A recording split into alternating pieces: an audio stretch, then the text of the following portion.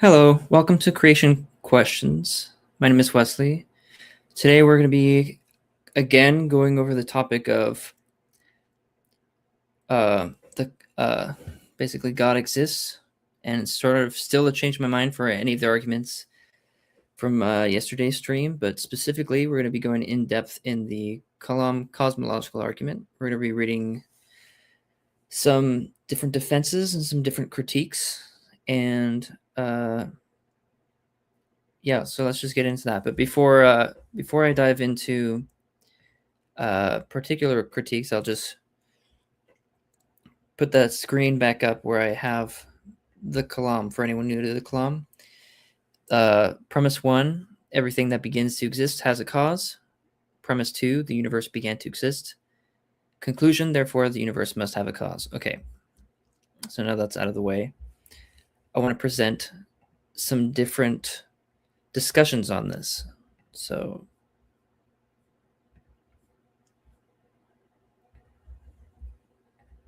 here's an interesting post.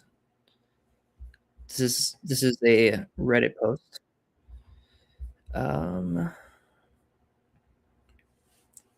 Okay. So this Redditor is arguing the Kalam cosmological argument is fundamentally flawed. So he repeats the argument. Everything that begins to exist has a cause. Universe began to exist, therefore the universe has a cause. So he says, quote, let's go through each premise one by one. For premise 1, what exactly is meant by that? Premise 1 is not some logical axiom, and what is meant by everything that begins to exist has a cause. Premise 1 is not some logical axiom. It is supposedly an empirical fact. He says it's an empirical fact. I would argue that most of the proponents of the Kalam are going to argue that everything that begins to exist is just a metaphysical fact. But continuing on. So what is that fact? What exactly does begin to exist mean? And how do we know that to do that, you need a cause? So begin to exist, he says, is a loaded term. So to clarify things, let's apply it to a chair. When did a chair begin to exist? Most would say when it is finished being assembled. A baby began to exist when it came out of the womb. A star began to exist when it started fusing hydrogen into helium, etc. The important thing to note is that none of these are acts of creation. They're acts of state change. So here's my first point that can be made about this.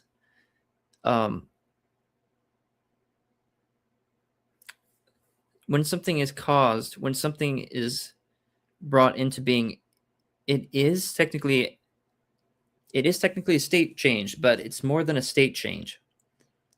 So for instance, what does it mean for a chair to be created? There has to be some sort of creative agency there, right? And something has to exist as a chair in some sort of mind. So in some sort of consciousness, it has to exist as a category. You don't have categories of things outside of the sort of understanding or comprehension of beings that can comprehend the world. So it's not an empirical fact that there is a chair until something understands what a fact is and what a chair is. So that may sound pedantic, but it's an important distinction, because to say that a chair is not an act of creation implies that we don't create the notion of a chair, or we don't understand the beginning of a chair. How do we even understand the beginning of a structure of atoms? We can't really. Not unless there is some sort of definition for what that thing is in a higher level of order, a form and function, just like Polanyi is talking about. So he says, the important thing to note is that none of these are acts of creation. They're acts of state change. I would just note for now that I'm disagreeing with that. Energy cannot be created or destroyed. That is true. Well, that is true in how our universe works and within its laws. The mass of a chair, all assembled. Okay, but also just to point out, it's true that energy cannot be created or destroyed, but there's also thermodynamics, and energy has a directional flow. It's not stagnant. It goes from high free energy to basically dead energy, energy that can't be used in a system. Continuing on, the mass of a chair, all assembled, is the same as it is when it is just a bunch of pieces from IKEA. Right. And the mass of the chair is the same when those pieces are merged with the tree that they're from, and the same atoms are there since the start of the universe. So I guess I'm not sure why that's significant for the argument, but he's trying to make a distinction. He's trying to say that this causal chain is inferential, that it's experiential in a empirical sense. However, most supporters of the Kalam are going to say it's a metaphysical claim. It's absurd to think that things which have a beginning, or things that are caused, or things that start, don't have some sort of starter or causer or beginner. So he says, let me see, make sure I didn't skip anything. Yeah, so he says a star doesn't suddenly appear out of thin air. There was a protostar before it, and there will be a white dwarf neutron star, black hole after it. So even in the way that he's formulating this argument, you can see there is a trajectory of energy. There is a trajectory of thermodynamics. There's a way in which things flow from one state of energy to another, going from a more ordered state, maybe, to a state of more equilibrium. So, though it will blow most of its mass and energy into space. So yeah, basically, yeah. Same point he's making. In our universe, nothing is ever created out of nothing. That's true.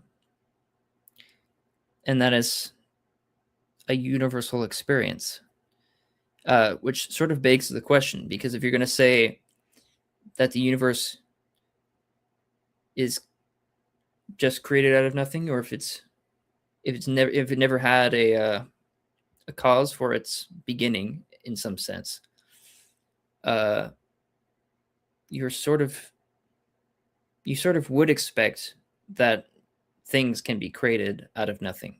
You'd expect that to be more normal, wouldn't you?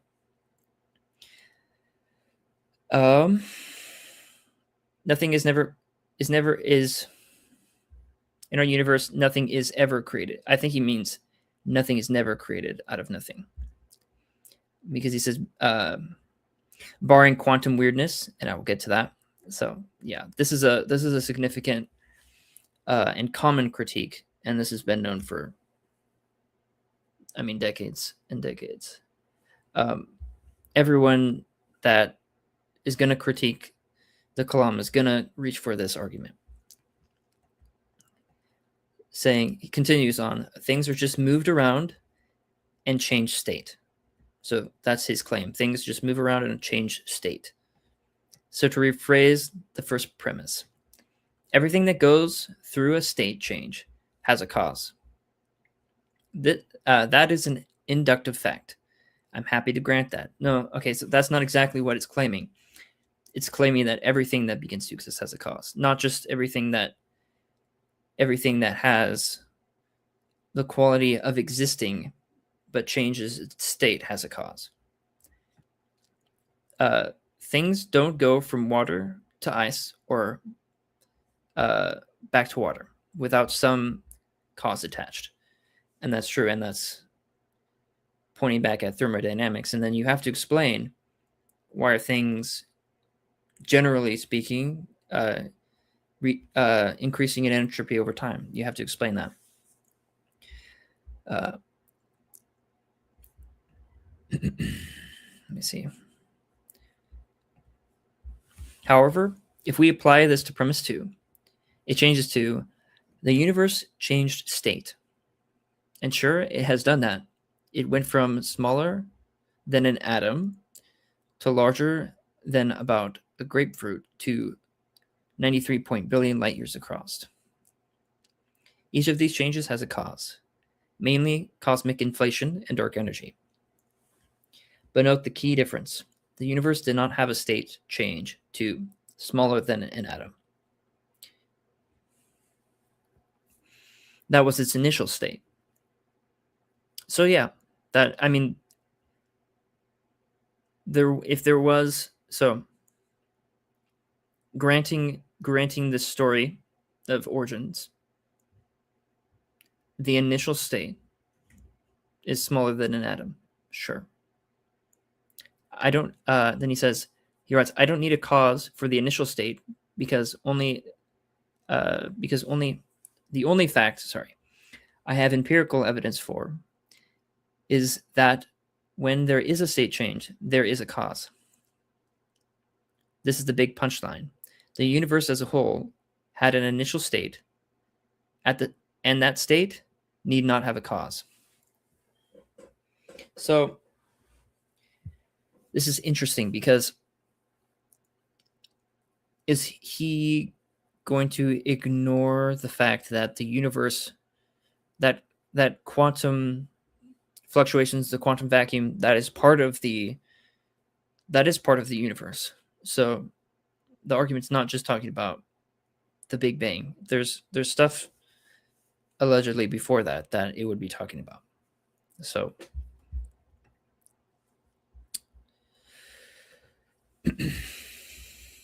moving on. This reveals the Kalam for what it truly is, an equivocation fallacy. Now, this is interesting because in order to call this an equivocation fallacy, notice that he had to change the premise 1. He had to change what it means based on his interpretation of what evidence is provided for that. It's true that inferential evidence is provided, but he's ignoring things like thermodynamics. He's ignoring things like the entropy problem, the boundary argument, I think it's Borda-Guth-Vilenkin theorem, and that's a scientific theorem that is describing it's describing how any kind of universe that is expanding must be finite, essentially. So and there are also arguments like vaguely talked about things like the Grim Reaper paradox, but basically there are problems with infinite causal chains. Scientifically, both in the form of laws or theorems, like thermodynamics and boundary theorem, in the form of inferential data, like he's mentioning, like the Big Bang, redshift, etc. And then there's logical reasons for premise 1 being true. So to ignore logical reasons and scientific theorems and scientific laws is to be very lazy in your rebuttal of the cosmological argument. So it cannot be an equivocation fallacy if you're just going to change the the whole premise one, then that's fine. You can call that an equivocation fallacy, but that's also a straw man, basically. So he writes, it uses one version of begin to exist in premise one and another in premise two. So that's also not true. It's both of them are metaphysical claims. Both of them are something that begins to exist point blank, whether you're talking about something that is existing, something that begins from like an ex nihilo, or something that exists within a material causal chain. And then he says, for some final tidying up, I mentioned some quantum weirdness of things being created out of nothing, but that's not really what's happening. Yeah. Even in a pure vacuum, the quantum fields that make make up our universe persist. And because of uncertainty, those fields, energy levels, can never be exactly zero. So you get a bubbling of what are called virtual particles that pop into and out of existence as a result. So these virtual particles which pop in and out of existence, the thing about them that you should know is that they're kind of like, they're more like ripples or waves on an ocean. They're not like universes coming into existence from voids. These are two different classes of things. This is something that's totally consistent and inside the universe, inside our regular physics. Is not something that contradicts our physics. This is a field with a lot of energy, a lot of activity. William Lane Craig will say that this is a rich environment. So it's not true that it's not true that this is a good explanatory mechanism for allowing the universe to be infinite. Like this is the same energy that has to undergo things like thermodynamics and the boundary theorem. It is more complicated than that, but I'm only an undergrad physics major, not a professor. Do your own homework if you care that much. Even then, it only hurts the Kalam. That's the claim, because they do pop in and out of existence without a cause, and that's also not true. It's not without a cause. It's a field. It's a fluctuating field, and they pop in and out of existence because of the energy fluctuations in certain locations. So his summary, his too long didn't read summary, or his thesis perhaps is, quote, begin to exist, end quote, means to change state, and therefore you cannot apply the argument to the creation of the universe itself, because the universe's initial state isn't the result of the state change. So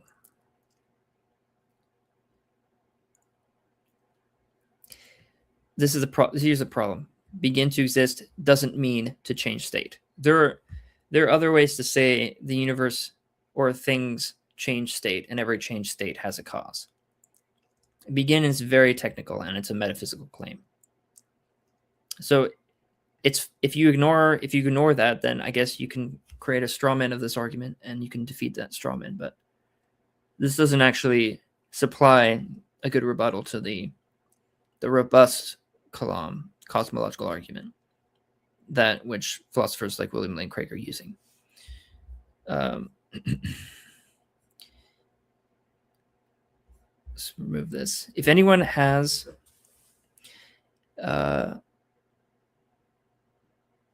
any critiques, any criticisms, they think that God doesn't exist, you're welcome to join. You're welcome to click the StreamYard link.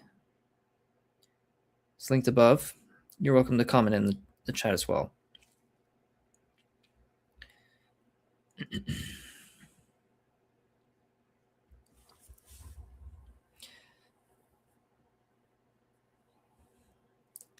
So I mentioned this a little bit yesterday, but I think attacking premise one, I think you can attack premise one in some interesting ways. I don't think that was the right way to do it. I want to see if there's any. Let's look up some YouTube videos, see if anyone has a debunking the Kalam or something.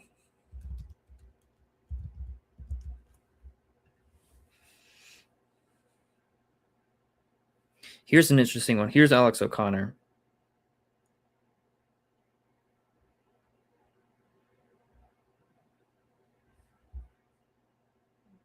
Let's link this.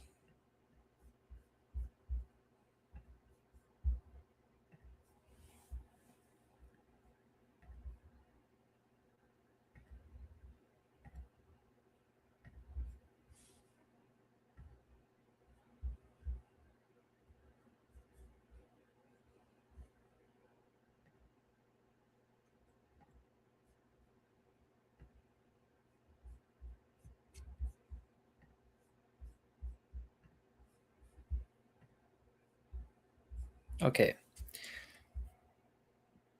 So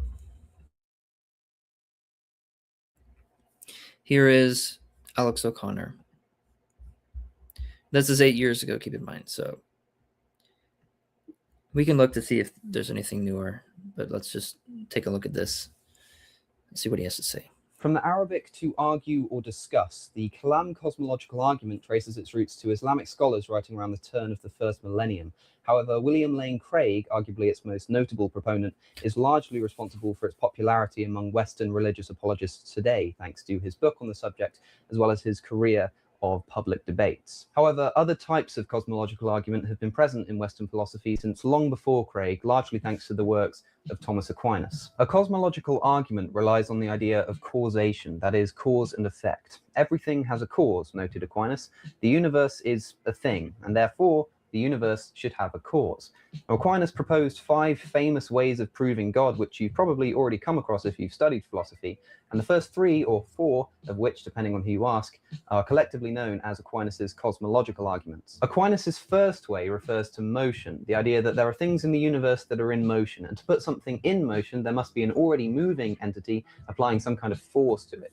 And by the laws of causation, there must have been some kind of first mover to set the first thing in motion. His second way refers to cause. Things in the universe have causes, and therefore there must have been a first cause too. And his third way refers to contingency, the idea that some things in the universe rely on something else for their existence. For instance, you and I rely on our parents. Plants and flowers rely on their seeds being planted to exist. And again, if you trace things back far enough, you'll eventually get to the first mover, the non-contingent necessary being, and Aquinas called this God. Now, you can probably recognize that all 3 of these arguments rely on practically the same logic. That is, every effect in the universe has a cause, and without some kind of Aristotelian unmoved mover, you'd end up with an infinite regress, this idea of causation just going back and back and back forever, and there'd be no reason for it to have got started at all, no reason for the universe to exist. But hang on a second. God surely is also a thing. So if everything has a cause, then what caused God?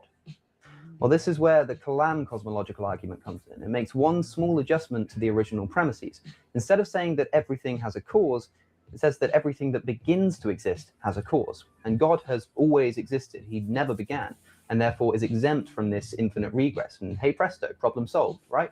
Well, no. And let me tell you why. Firstly, you may have noticed that I referred to this first mover just then as God, as he. But there's a world of difference between proving the existence of some kind of arbitrary first mover and proving the existence of a God, and especially your particular God. Even if the Kalam cosmological argument was sound, which I hope to prove to you that it's not, it still wouldn't prove any particular God. Now, Frank Turek, who we've encountered before on this channel, has had this contention put to him on more than one occasion, and he attempts to get around it by claiming that whatever it was that caused the universe had to be some kind of personal being, because it had to make a choice in creating the universe. At the very least, it has to be some sort of intelligence to create the universe. It has to be some sort of powerful entity. It has to be outside of physical laws. I mean, these are things that are hard to account for under any kind of naturalistic view.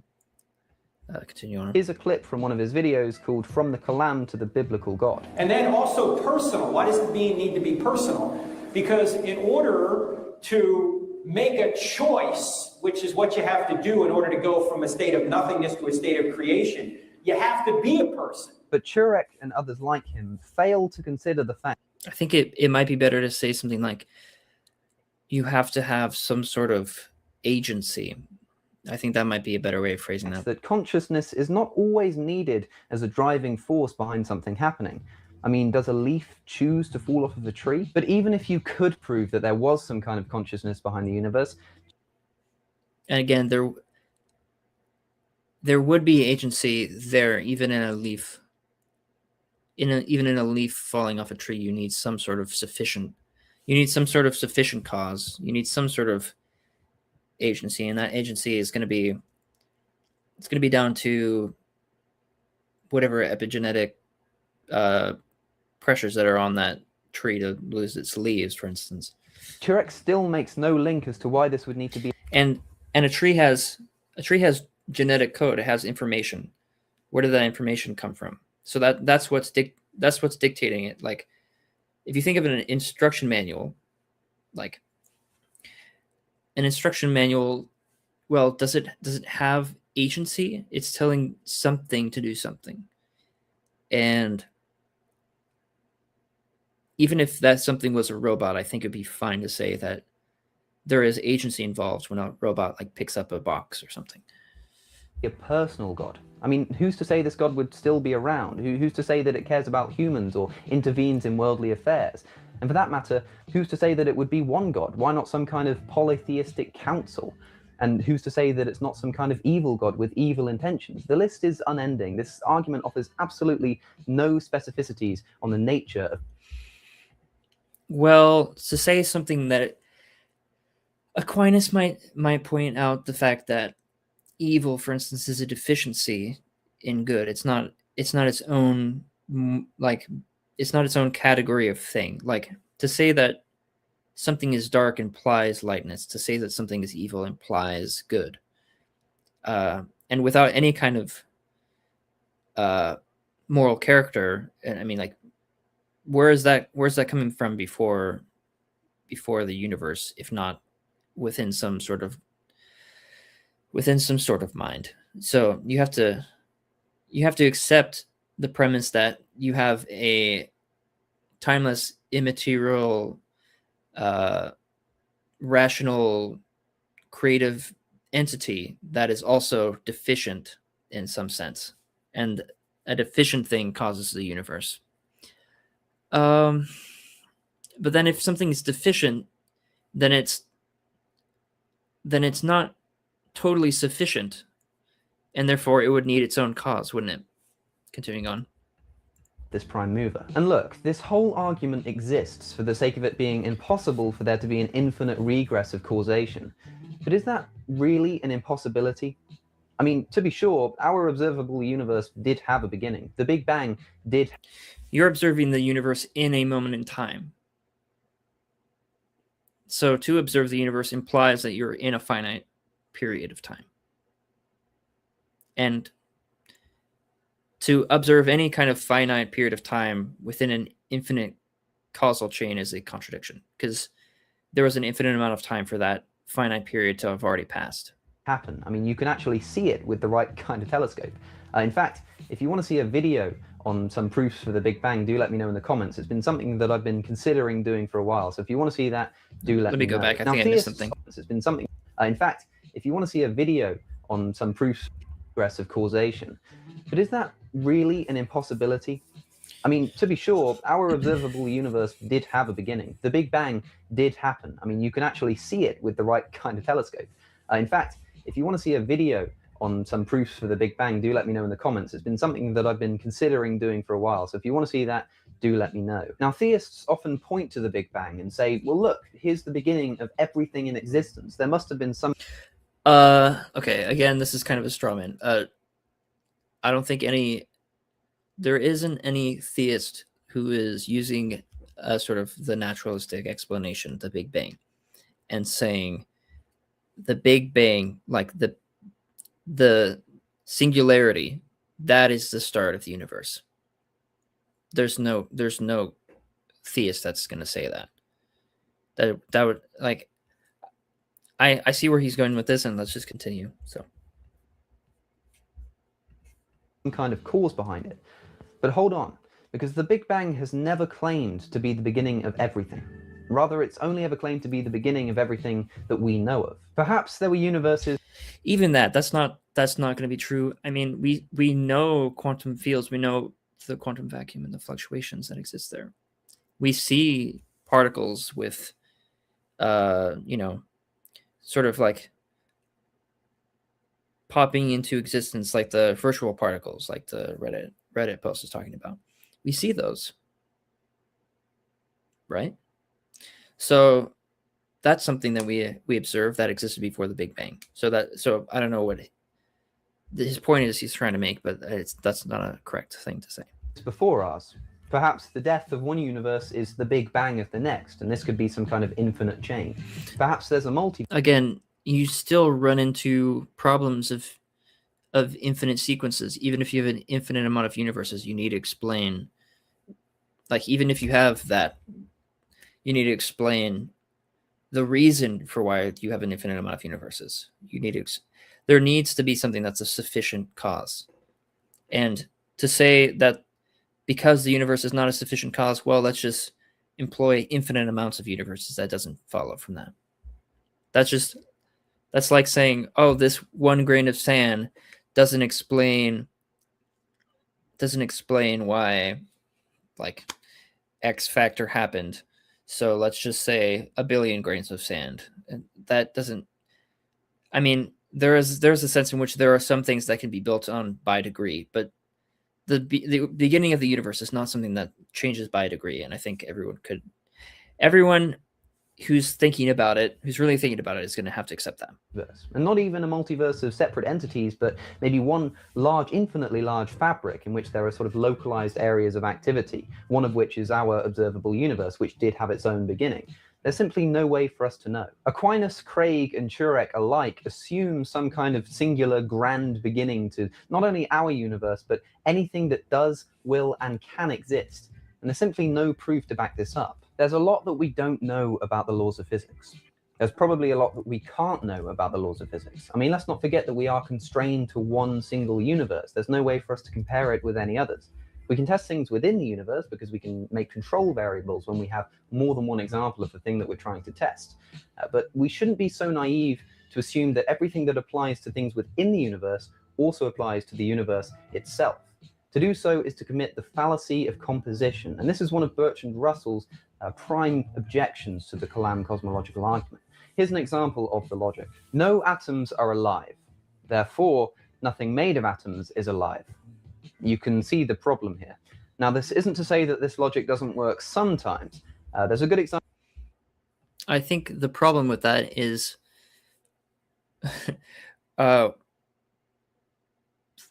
maybe there's a stress case in which he would be right here. But if you're a reductionist, you have to say that. You have to say that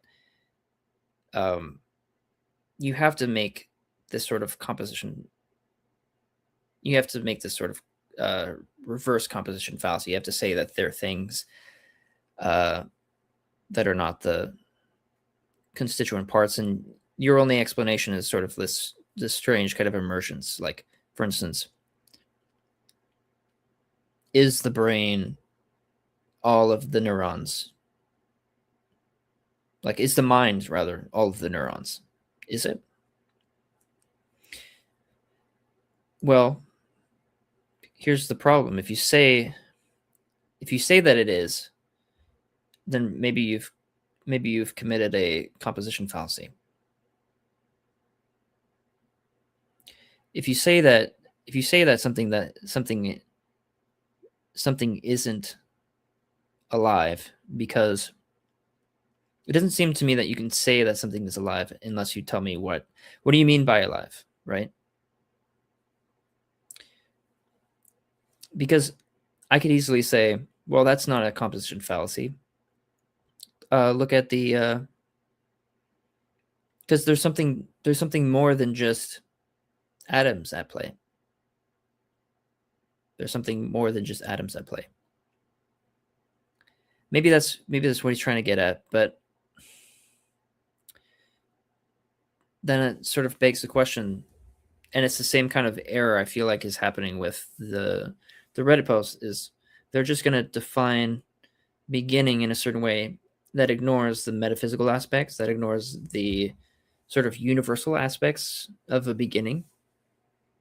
I don't know if you can do that. Example from carneades.org, I'll link in the description, of a brick wall. Okay, suppose we had a brick wall of which all of the bricks were red. Does that mean that the wall itself is red? Well, yes, of course it does. But suppose we said that every brick was small. Does that mean that the wall itself was small? Well, no. Just because the bricks are small doesn't mean the wall itself is. Right. And I think, and here's the distinction that I think you have to make. Anything that varies by degree won't commit the composition fallacy, but anything that varies by kind will have to inevitably commit the composition fallacy. And I think the only way that things vary by kind is if they're dependent on some sort of mind. Basically, you're categorizing what is a brick, you're categorizing what is a wall. And the reason why the wall is bigger than the bricks is because of how you've categorized them. Whereas red is just something that exists and it can exist in various scales. So without changing its essence. But things that change their essence, they do kind of require a mind to distinguish them. Just because everything within the universe has a cause doesn't mean the universe itself has a cause. But it's important to recognize here that we're not saying that there was definitely no cause behind the universe, or if there was, that it definitely wasn't a god. Okay, it's the theist that's making an active claim, and we're simply trying to rebut it. Again, they have anyone who is going to follow what the science says, what philosophy says, they're going to have to admit, 1, infinite causal chains cannot exist. 2, the boundary theorem says that any universe that's expanding has to be finite. And then 3, we see thermodynamic laws suggesting that the universe can't have existed forever, right? There was a state in which the universe is going to be as full of free energy as it can be. It's going to be as ordered thermodynamically as it can be. Series, this Arguments for God series, is a series of rebuttals, not a series of arguments, okay? Because the burden of proof does not lie with the atheist. But with that out of the way, let's conclude with a summary of the Kalam cosmological argument. So here goes. Everything that begins to exist has a cause. I believe that there was a beginning, not only to everything within the observable universe, but to that universe itself and everything that does, can, and will ever exist. Therefore, there must have been some kind of prime mover, and that prime mover was obviously the god of the religion in which I happen to have been brought up. So this is not a religious argument. I mean, this is an argument about what is sufficient to cause the universe. To point to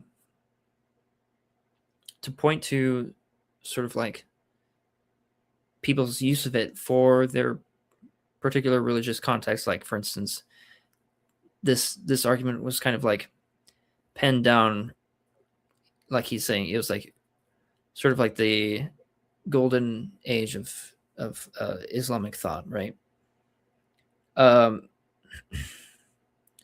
And William Lane Craig he's a Christian of a certain sort.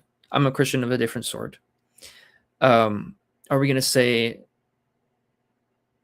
it? Basically, if we can all use the Kalam, and if we all agree on how we're using the Kalam, then it can't be possibly a religious appeal, right? Checkmate, atheists. I've been Alex J. O'Connor, or Cosmic Skeptic. You can find me on social media here.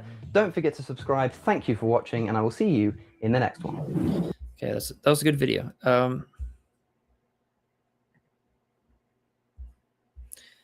Let's see if he has anything more recent, because I feel like I'm not gonna. I like to see if he's contributed something since then.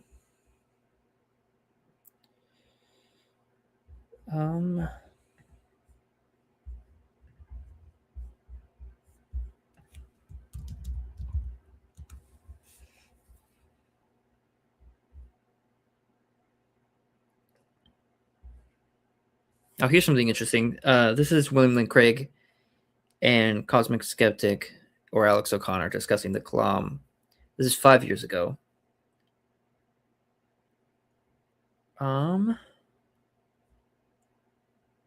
Yeah, I think that could be interesting. So let's take a look at that.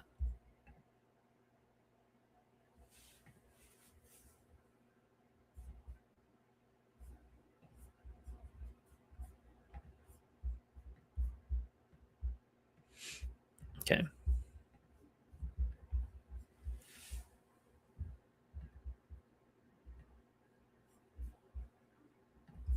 I want your listeners to understand how radical the view is that you're expressing here. Boy, I think that's a kind of anti-realist view of reality. Oh, Alex, I think that's just well, as you say, that's included in my list of arguments so bad I couldn't have made them up. This episode of the Cosmic Skeptic podcast is brought to you by you. To support the podcast, please visit patreon.com/Cosmic Skeptic.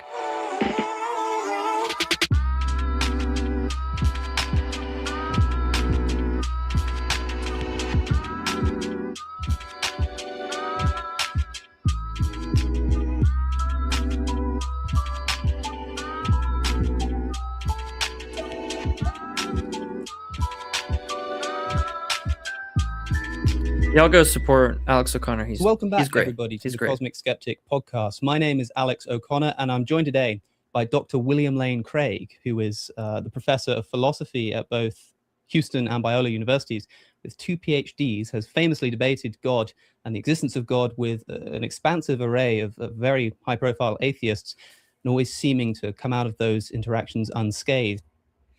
Yo, how you doing, Redefined Living? How you doing? Good to see you. Good to see you. He's also the author of more books than years I've been alive. So, Dr. Craig, thank you for taking the time. Thank you for being here on the podcast. Certainly, Alex. Good to be with you. That number of books in your age may be a reflection of your youth, I think. Maybe. I think how prolific you are is kind of the point that I was trying to get out there. Sure. So, as I said just before we got started, Dr. Craig, I'm sure that most of my audience will be familiar with you and some of the things you've said, but they'll be familiar with them through the lens of the atheist, because in my community, a lot of people have responded to your works. And so the people who are listening might feel as though they've heard everything you've had to say before, but it's unlikely that they've really given the time to listen from the horse's mouth, except in a debate scenario where they're probably going in with some biased kind of starting points. So today, I wanted to discuss the Kalam cosmological argument. And one of the principal reasons for that is because not too long ago, I put out an article on my website about why I thought there was a particular version or justification for the Kalam cosmological argument that begs the question. And I got a wealth of response from it. And I also saw that you'd made a series of objections that you called something like objections so bad I couldn't have made them up. And that was one of them. And I thought, whoa, maybe I'm misunderstanding something here. So I thought it would be good to sit down and talk to the man himself. So just as a bit of introduction, why is it that you're so well connected to the Kalam cosmological argument? Are you the person who gave it that name? I know you're incredibly well known for having popularized it. So what's that connection? I did my doctoral work in philosophy at the University of Birmingham in England. And I did it on the cosmological argument for God's existence. And in studying the history of this argument, I discovered that although the argument goes all the way back to the 4th century after Christ, in medieval Islamic theology, this argument became highly developed and highly sophisticated. And so I tagged the argument, the Kalam cosmological argument, in honor of that medieval Muslim tradition. Kalam is simply the Arabic word for a point of doctrine and denotes medieval Islamic theology. Excellent. And so the form of the argument is quite impressively simple, and I'm sure that most people listening will have at least heard it in passing. Would it be a fair analysis to say something of the following? The first premise is everything that begins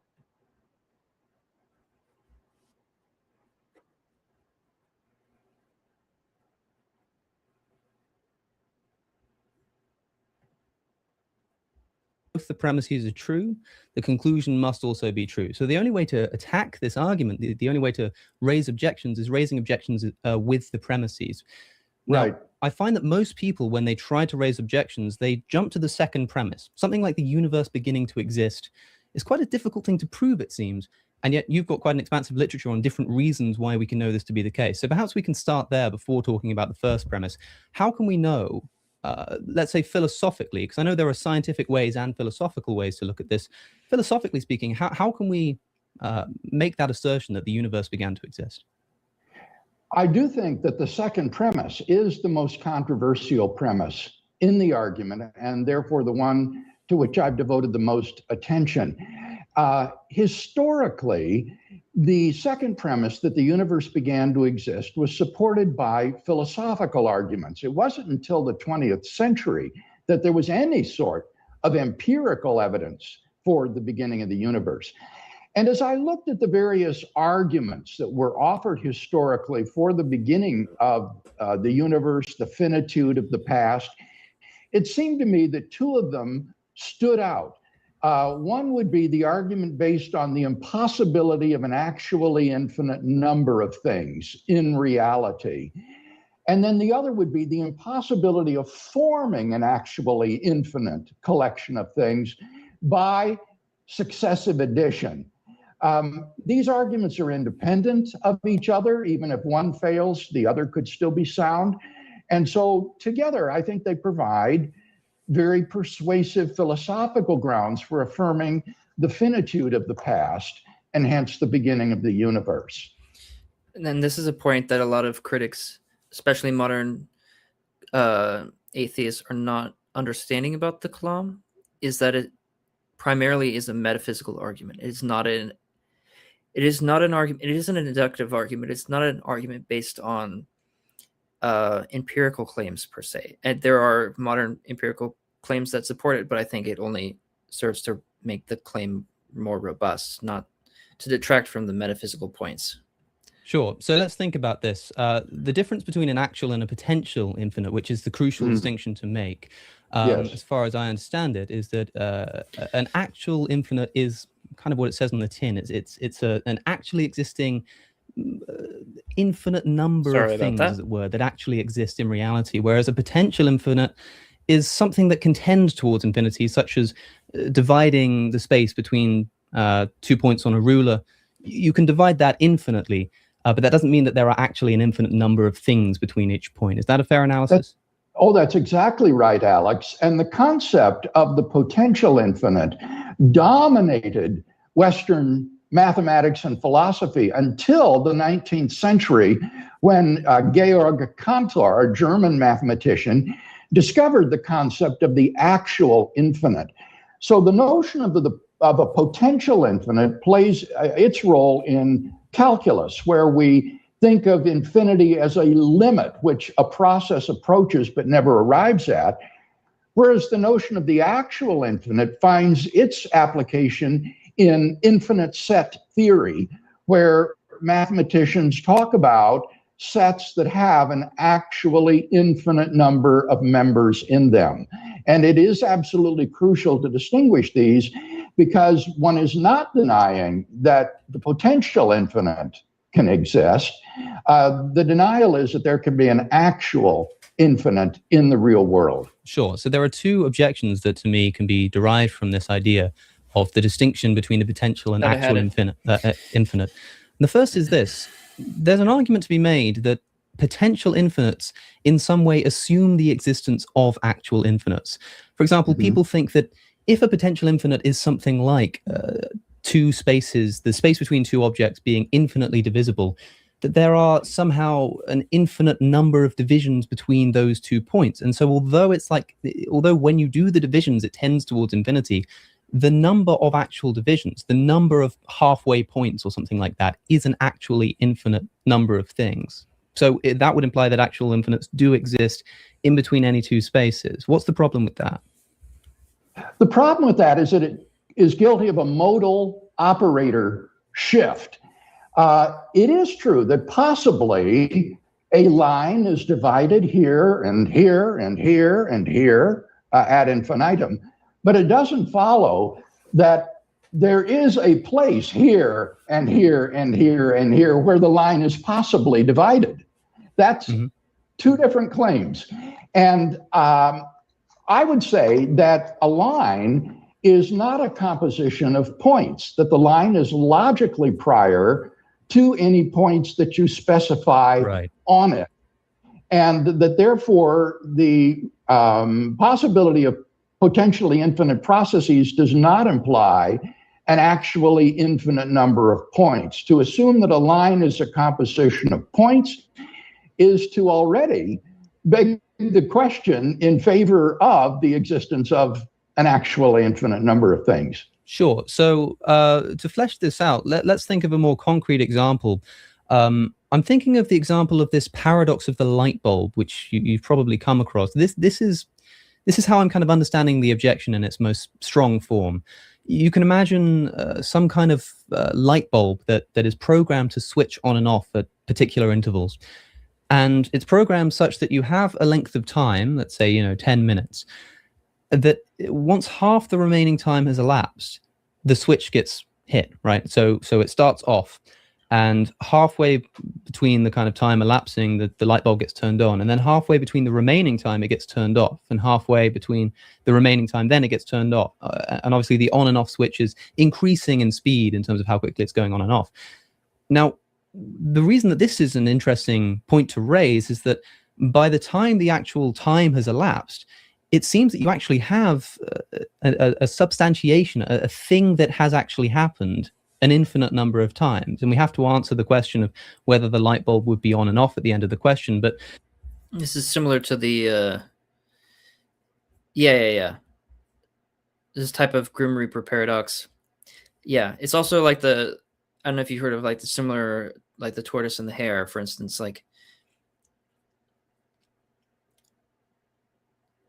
basically, like for every let's just say for every 1 meter that the hare runs, the tortoise runs like a quarter of a meter. If we say that the tortoise is a meter ahead at the start,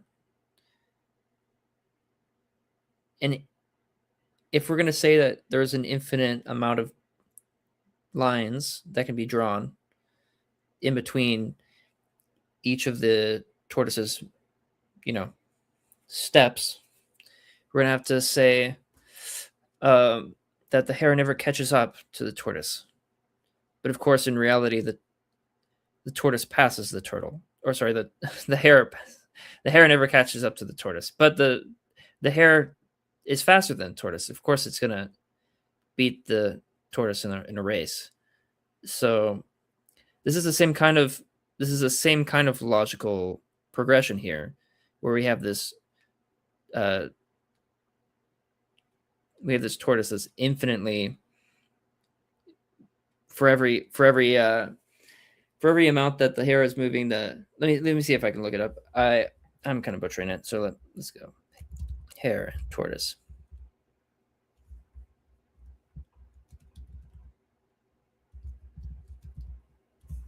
Okay, here's a hare, and is known as Zeno's paradox. He's another mathematician. It's all these mathematicians and their paradoxes, man. Okay, so where's somewhere we can get a straightforward internet encyclopedia of philosophy is good. Okay, I'm going to share this screen real quick.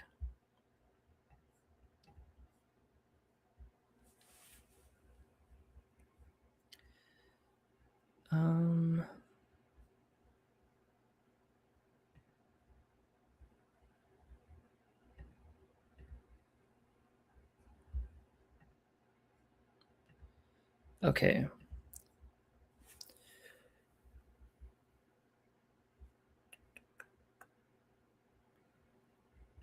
Here we go.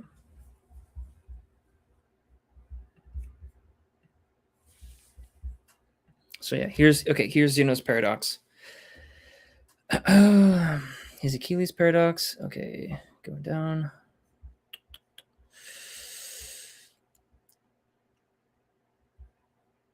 The arrow is similar. I think the arrow works similarly well, but there is a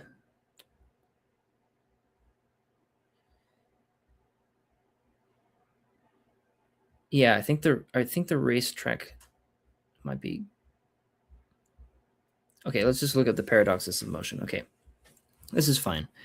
Okay, the Achilles. Okay, Achilles, whom we can assume is the fastest runner of antiquity, is racing to catch the tortoise. Okay, so yeah, it's not a hare, it's Achilles apparently. That is racing to catch the tortoise that is slowly crawling away from him. Both are moving along a linear path at constant speeds.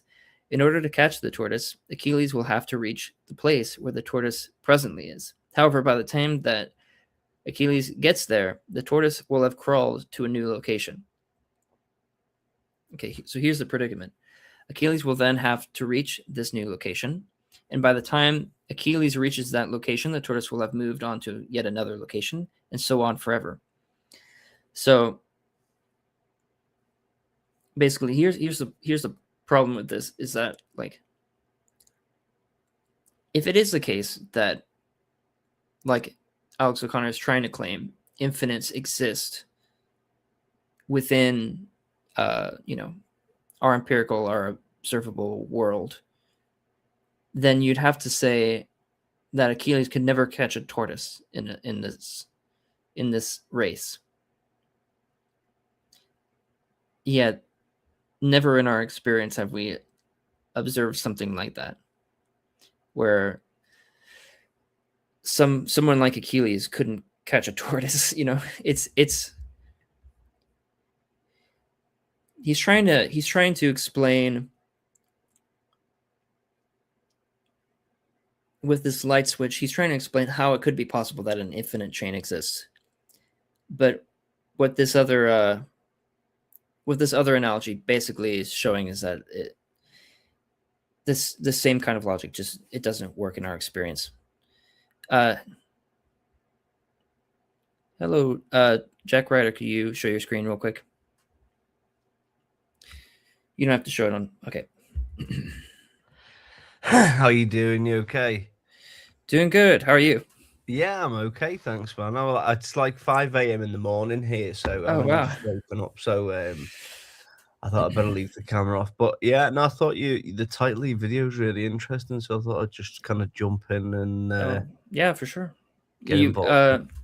Are you wanting to prove the Kalam wrong, or are you just here to?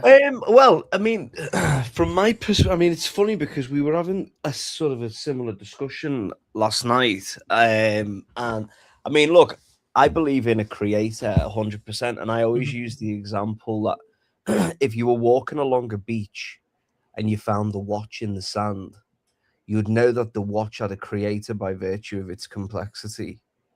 So I just think it would be naive of anyone to then believe that the creator of the watch, who is far more complex than a biological structure, didn't therefore have a creator. So that's kind of like where I come from on it. But where I disagree with people kind of in the mainstream religious sphere, if you like, is like this idea that God is completely good. And because I always think, well, if God created time and God exists outside of time, then at the point he created Satan and all of the angels, he will have already knew that they were going to fall at the point he created them. And in fact, I would argue that he created them for that very purpose. And you also wouldn't be able to create something as malevolent and evil as Satan unless God already had that within him. Because you can't do something that you don't already understand. You can't think a thought that you haven't already thought before, or if that makes sense. So right, I see that criticism. I think the common response, at least for someone who's a classical theist, they're going to say something like, well, things like light and things like goodness, like all if you think of any attribute, strength, for instance, what is inherently in that category, and what is inherently in that category as soon as it is created is its deficit, right? And so someone is going to say, well, if light exists, then somewhere darkness has to exist by virtue of the light. yeah. And the same would be like, if goodness exists, darkness is going to have to exist. Or if strength exists, weakness is going to have to exist. Because these are just deficiencies in that category. Yeah, so, that makes complete sense, yeah. So in that sense, I think you're right in the sense that by virtue of things like the devil existing, or by virtue of things like natural disasters existing, like they're all having to be substantiated by a creator, right? But I think where I would put a distinction is, that doesn't necessarily mean that the creator themselves have to be deficient. Does that make sense? That's a sticking point, isn't it? That's kind of hits on the point of it, really. Mm-hmm. I mean, you could go back to the old Gnostic teachings, which is kind of like, the God of our reality. They refer to, or the Gnostics would have referred to as like the demiurge, which they believe was like an imperfect God. Mm-hmm. But I think for me, that kind of goes back. It's like, I mean, Christians always sort of teach about God creating man in his own image, which, I mean, I look at it from a geometric and fractal perspective, thinking of like, things kind of smaller models built on larger models, or vice versa, like this paradoxical idea of like what came first, the chicken or the egg. But it's like, for me, I always think, if you look at the human body, if you were to zoom in on a microcosmic level and you took a blood cell going through the lung, the blood cell is going to look at the lung cells and think that it's separate from those cells. It's going to think that it has a level of autonomy, that it's an individual, that it's separate from. Where in actual fact, if you zoom out as a human being and look at the body, you realize that actually those two things are coexistent within one mechanism, within one larger body. So then if you kind of zoom out again and look at human beings, we all think that we're individuals, but in fact, actually, we're just something larger again. I think it's just that level of complexity that people can't get their heads around it. So they just see themselves as separate from. And it's like, if you look at scripture like the Gospel of Thomas, which was taken out of the Bible, where Jesus says, if you believe that the kingdom of God is in the sky, then the birds will precede you. If you believe the kingdom of God is in the sea, then the fish will precede you. The kingdom of God is both inside of you and outside of you. And I think, if we want to look at this in an empirical sense, I went on an ayahuasca retreat where we had this like a spiritual brew, and like that showed me that there is an internal universe that we haven't even, that human beings don't even know what's, it's just, there's so much unknown. Like, it's just. Hey, Jack, how are you? Hi, how are you doing? Hey, Sam. Good to see you. Good. Hey, Wes. Good to see you. Hope it's okay to leave my camera off. I was actually getting ready to go You're to fine. bed, but You're fine. all right. Hey, I mean, I do have a couple questions about some of the stuff that Jack said, but I definitely don't want to derail your stream. I've been enjoying it. Oh, thanks. Yeah, I mean, I'll let you make your points. I'll remember mine. So yeah, go for it. Okay. Jack, if we're talking about a creator God, if this God that has these omni properties, a creator God, purposes that he not be known, would you be able to be aware of a God like that? for me personally, I think that we are all God. I think that like consciousness is the eternal creator.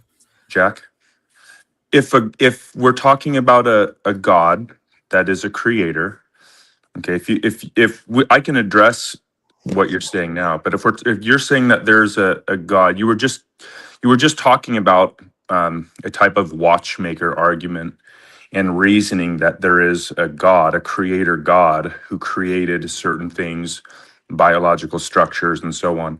But if a God like that, this deistic God, purposes not to be known, could you be aware of a God like that?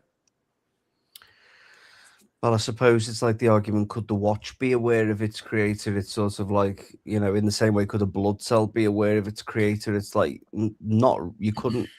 You couldn't, right? So there's a performative contradiction when you invoke a God, a deistic God, with certain attributes and then say that you could be aware of a God like that. So we wouldn't be talking about a deistic God at that point. We would be talking about a revelatory God, a Yeah, God that's at least revealed something about himself or him or its self to the creation. And we would say that would at least mean that we would understand that it would be a creator God.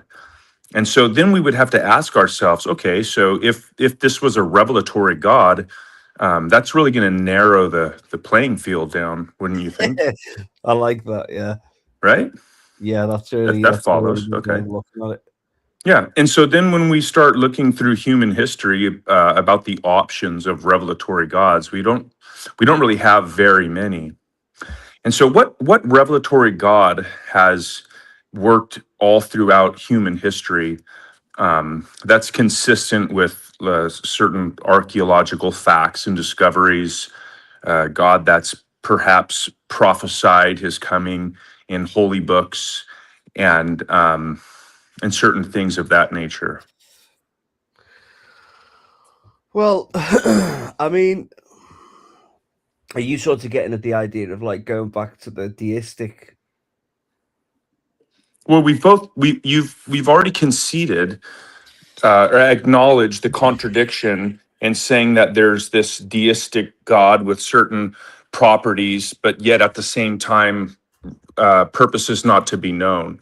So we would be talking about a revelatory God. So again, I would ask you, when we're talking about revelatory gods, gods that would have the agreed upon philosophical uh, deistic attributes, the omni attributes, and the God that is a creator. What else should we? What else would be reasonable to attribute to a God like that? Well, I mean, if I go back to the example where I was saying before about like the idea of, each of the cells within our own bodies are operating on an autonomous level to a certain degree, and they're unaware of the fact that they exist within a larger body, which is us, and we consider ourselves the god of their universe. Then we would be like What- cells in the body of a larger god, which is the universe in which we live. Well, There's a That kind of there's a leads me problem down there. this route here's of some. Sorry, I don't mean to interrupt you. Please go ahead. But like here's some thoughts, and this isn't even talking about yet God, right? But just talking about cells, for instance. Is it true that, I mean, I don't know if you've done a lot of research into like molecular biology or like modern evolutionary, you know, a certain amount. My mum's a pathologist, so I kind Mhm. of grew up around it. Are you familiar with people like Dr. Michael Levin? I've heard that name. Yeah, he's a pretty popular sort of experimental biologist, and he's shown basically that cells have sort of like inherent memory of a electromagnetic structure. So they do recognize that they are part of a larger structure. So I mean, Ah, not to try to like dismiss your argument in that way, but just to like clarify so they do some science. recognize that they're part of a larger structure. Yeah. The the problem though is that when we're talking about cells and things like that, we're talking about just contingent facts of the world. Right. Okay, and so, but when we're talking about God, we would be talking about something that is non-contingent, something that's not metaphysically coming into existence or metaphysically caused. We would say that God would be metaphysically non-contingent, non-derivative, and fully self-contained. And so you would be making a categorical error there. Another error that you would be making is you would be invoking a system that's somewhat similar to like Hinduism, where all is one. But the problem there is that if all is one, then that means that anything that we're discussing would only be illusory.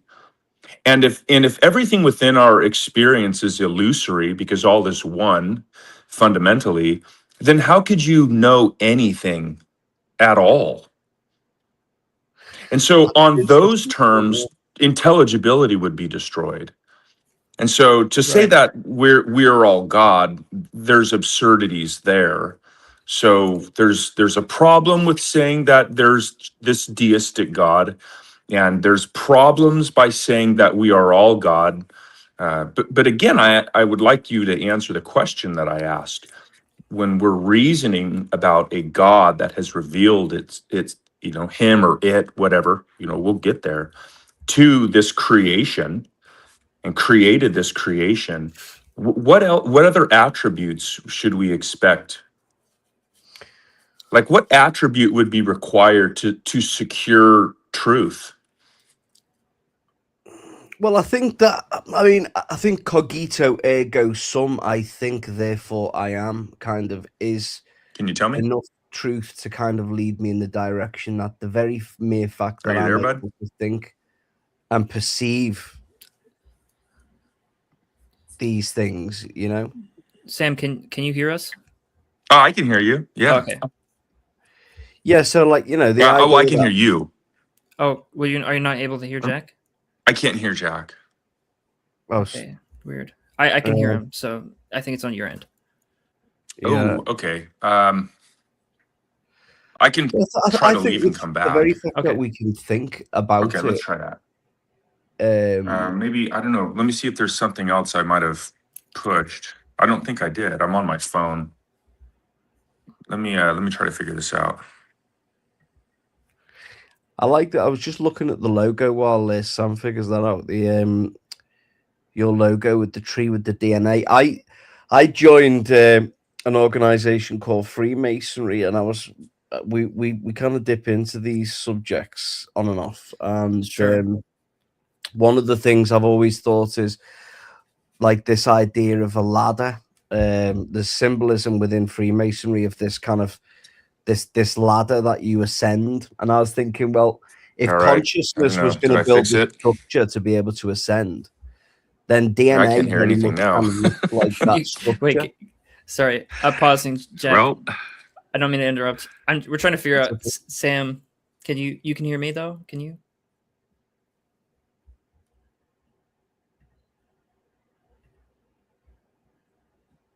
Sam?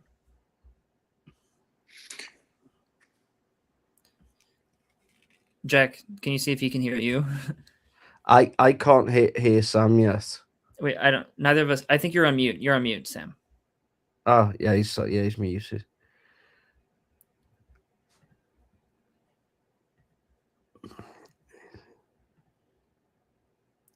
Okay.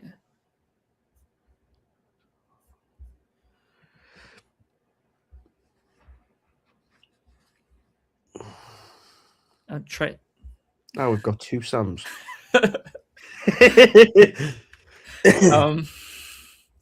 Do either of these work? He's gone so deep into thoughts, he's actually managed to manifest another version of himself. Okay. Oops. Let's. Okay. No, that's not what I want to do.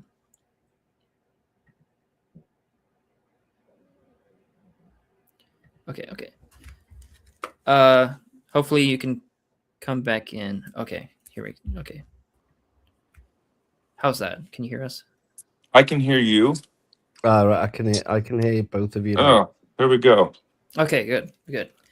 I Sorry feel for like a glitch.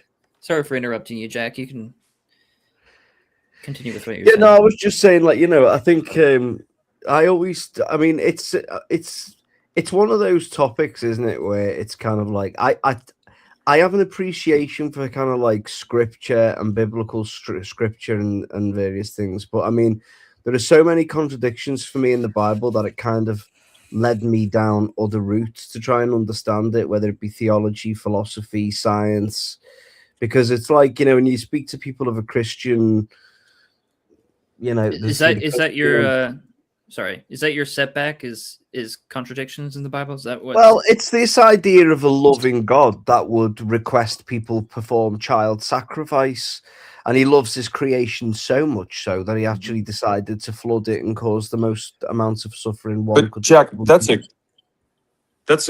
mean, that's a cartoonish caricature of what we believe. And so I mean, it doesn't follow that because God has a, so you're giving, whether you realize it or not, you're trying to make the problem of evil argument, Well, right? even if, let's say, we agreed that the Let God me of this just, reality was the God of the Old Testament, well, Jack, how hold do on. we know that that God didn't have a creator? Yeah.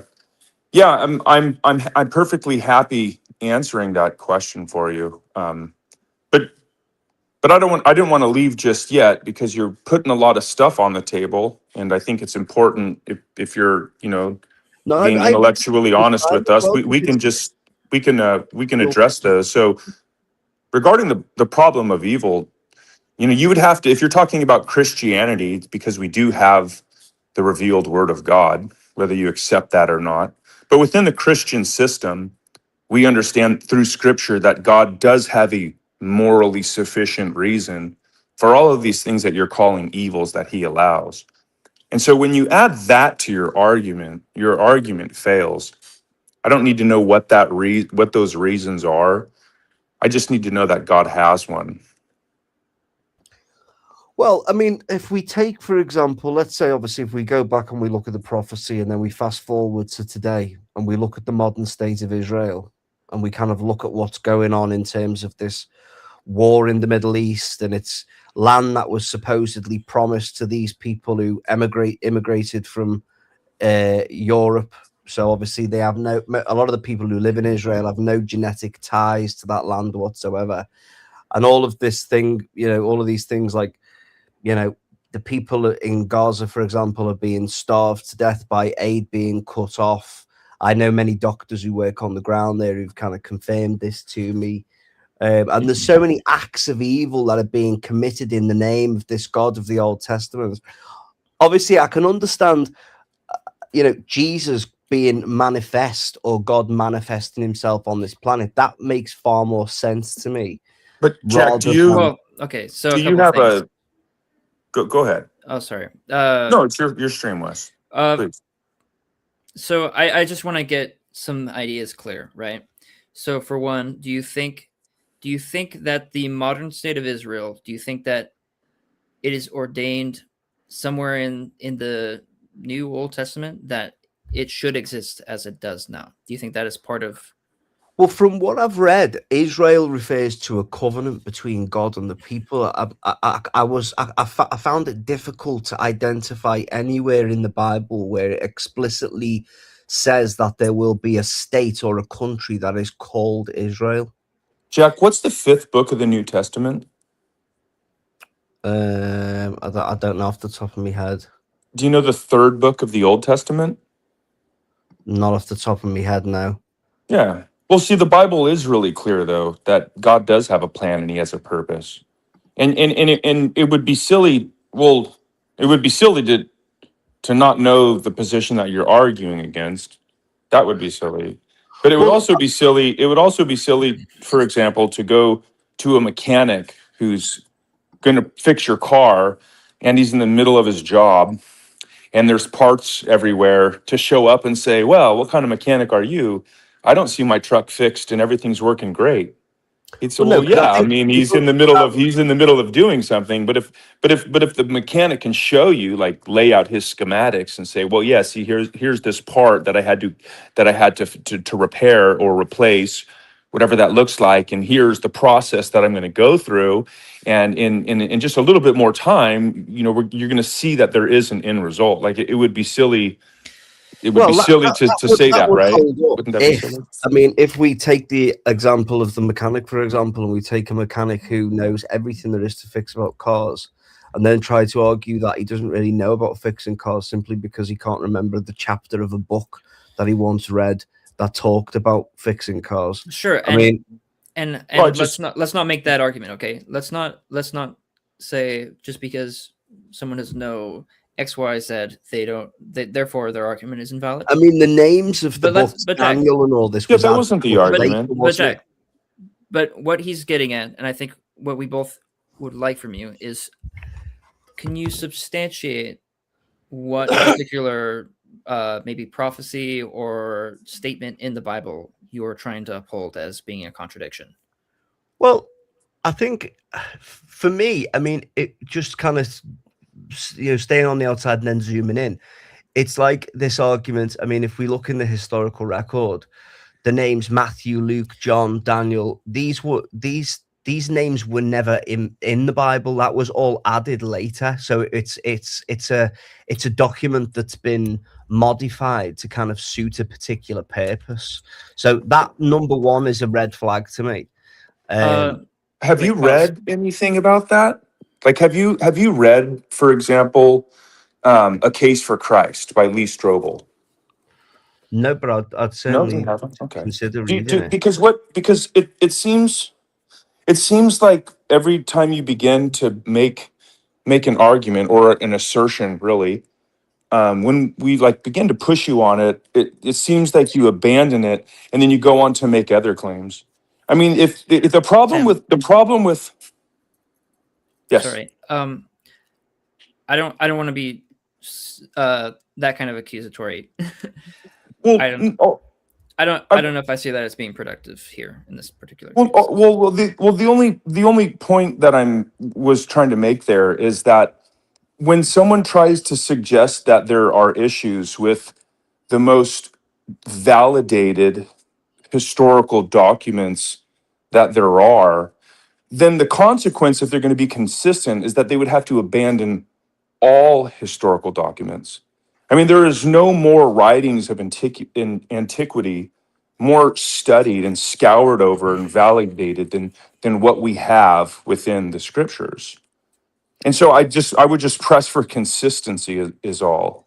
And that consistency would either push them into complete skepticism, but on those terms, nothing can be known. And that would include the knowledge that he's taking to make his argument, or he's going to have to concede that, well, actually, if he wants to argue that the Bible can't be trusted, he's going to have to actually give some specific examples of that. And I have books here right in front of me.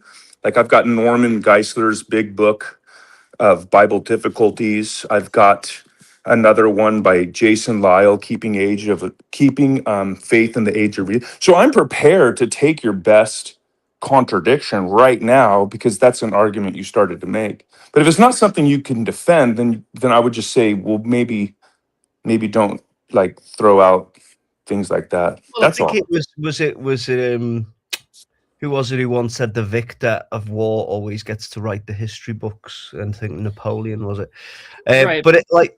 I see the point that I do see the point that you're making, and I'm not arguing against it or for it. I'm simply trying to ascertain truth based on the fact that, for me, any documents, I mean, you can look back through history and you can look at documents and we can look at things that are taught as fact, when in actual fact, it's actually more of an opinion, and you can argue either way. It's like when you go into That's a non sequitur, though. Like it doesn't follow that because certain things have happened in history that therefore we can apply it to the scripture unjustifiably, right? That would be what we call a non sequitur, because that you're just giving me a line of reason that does not support your argument, and it would also be what we call an unargued philosophical bias.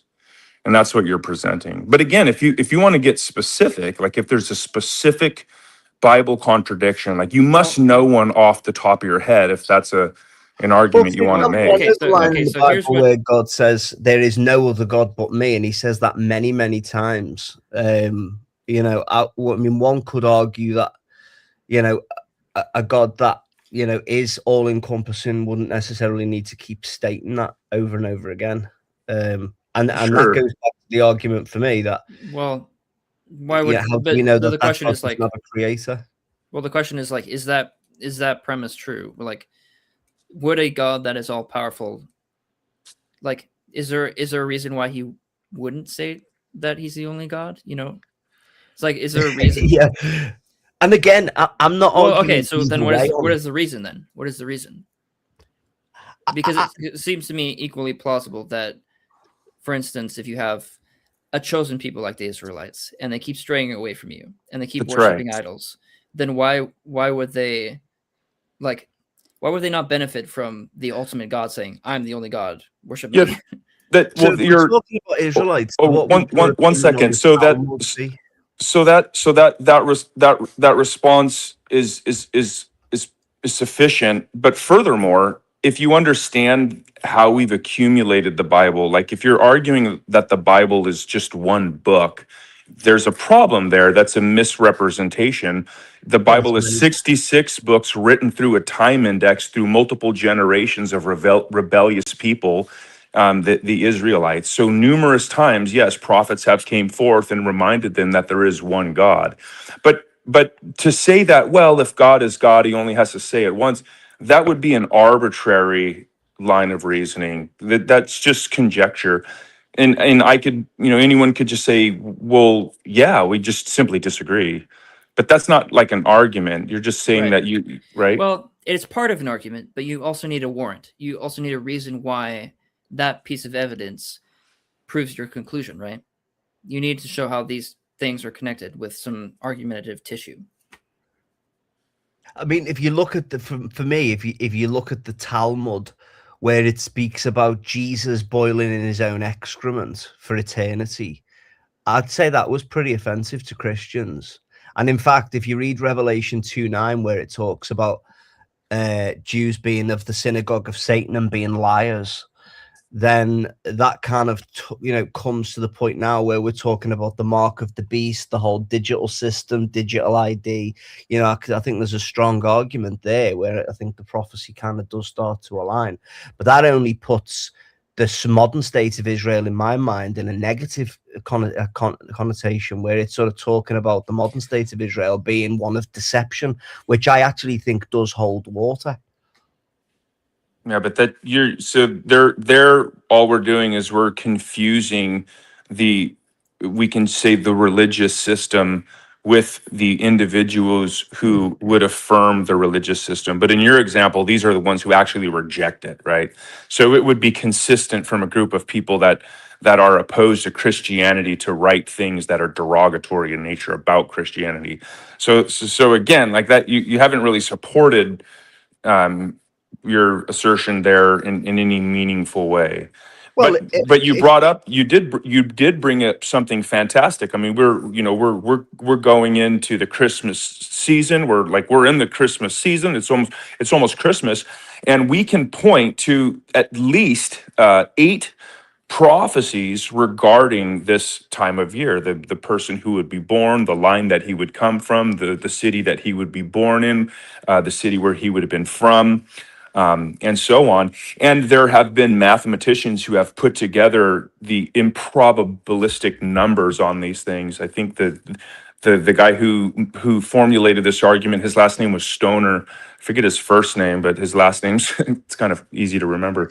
But Stoner, but Stoner said that Jesus just fulfilling 8 of these very specific Old Testament prophecies would be equivalent to burying the state of Texas. I know you're not from in the States. Texas is huge. It's probably bigger than all of England. I don't know. Texas is huge. But I've got a property in Tennessee in okay, that's Nashville, beautiful so country. in Yeah. between. Texas is, at least 2 to 3 times bigger than Tennessee. Imagine Yeah. burying the state of Tennessee with 1 foot of quarters blindfolding yourself, marking one quarter, mixing it in there somewhere, and you have to go out and you have to find it blindfolded by chance picking it up on the first try. He Yeah. says that is how improbable it is just to fulfill 8 of these prophecies that Jesus fulfilled, over hundreds of them in the Bible. All collectively, I think there's about 1,800 prophecies that have been fulfilled to date. So we when we factor in this argument from prophecy that you just brought up, we see that to the one that's really has the faith position that's irrational would be the unbeliever, because the Christian, our faith isn't blind. Our faith is based off of evidence. I completely agree. I mean, when it comes to the words that Jesus spoke and the messages that Jesus brought, I'm very much aligned with that, and I don't have a problem with any of that aspect of it. For me, the part where I start to have difficulty with is when you go outside of what Jesus says. So when you go back to the Old Testament, that's where I start to have the issues. And it's sort of like, I mean, there are certain in terms of physics, and you look at other fields within science, in the where it says in the beginning was the word and the word was God. Well, that makes sense to me because matter is created from resonance. Everything is resonance, so therefore everything would have to be created from sound. So to say in the beginning was the word, that makes utter complete sense to me from a scientific perspective, because I can marry up the philosophy, the theology, and the science all at the same time. The, there's at least a few problems there. The one problem would be that you're trying to separate the God of the Old Testament with the God of the New Testament. We would say that is the same God. That's just the progressive revelation. Right. The people that are still to that point, what would you do with when Jesus says he didn't come? So when he's talking about, basically he's talking about the law, right? And he's talking about the prophets. He's referring to the Old Testament writings. And he says, I didn't come here to abolish it. I came to fulfill it. So like, what would you do with something like that? And again, I don't disagree. I think it's just that when we're talking about the Bible and we're talking about Christmas and obviously the 25th of December, I then look at the historical record and I see Roman festivals, in terms of, like, for example, Sol Invictus, which is the festival of the undying sun, which was on the 25th of December, which is the point at which the sun begins to rise in the sky again. So, I mean, you could make the argument that, like, the earth is a stage or a mirror for a cosmological play, and that Jesus was the earth's representational figure of the sun, for example, and that this is, I can understand those types of concepts. But like the idea, I mean, if we look back in the historical record, there's a lot of evidence to suggest that Jesus was actually born in spring. So because of the position of the planets and so on. So then I start to think, well, maybe there's an inaccuracy in the Bible, and that actually we've no. at some point detected. Where's the inaccuracy then? You still haven't pointed to an inaccuracy. The Bible doesn't specify that Christmas was Jesus's actual birthday. That's more of like an inductive position that we hold. But there's a great book by Lee Strobel again, and this is called The Case for Christmas, where he goes and addresses all of this. Yeah, so you could make the lens of what the church teaches people on in general. So what you're saying contradicts kind of what the church at large. I mean, why choose Christmas and the winter to celebrate Jesus' birthday if he wasn't to celebrate born Jesus' birthday? That's why. Yeah, I mean, it's again, you can make all the arguments you want against certain Christian denominations and their extra biblical teachings. I'm not even going to argue with you. You can have it all.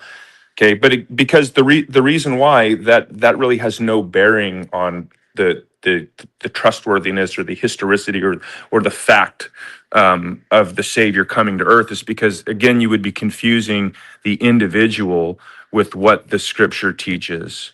Okay, the Scripture teaches something. I can call myself a Christian. I can be a hypocrite. I can do horrible things. but that would make me a fool. That would make me a hypocrite.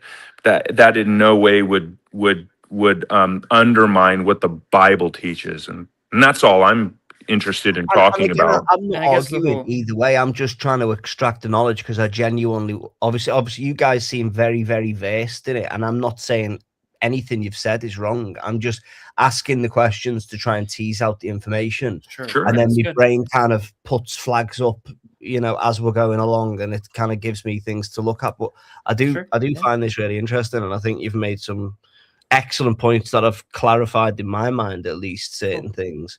Good. And I do agree with most of what you're saying. It's just that it's not. I'm a very skeptical person, really. So I kind of like to have a lot of evidence for things. So like I'm just naturally like that. Here's an epistemology question, right? So what does it mean to be skeptical? To question. Right, but in what context? Well, through a lack of belief. Right. So are you being skeptical because you don't believe something? I'm being skeptical because I think I want the knowledge.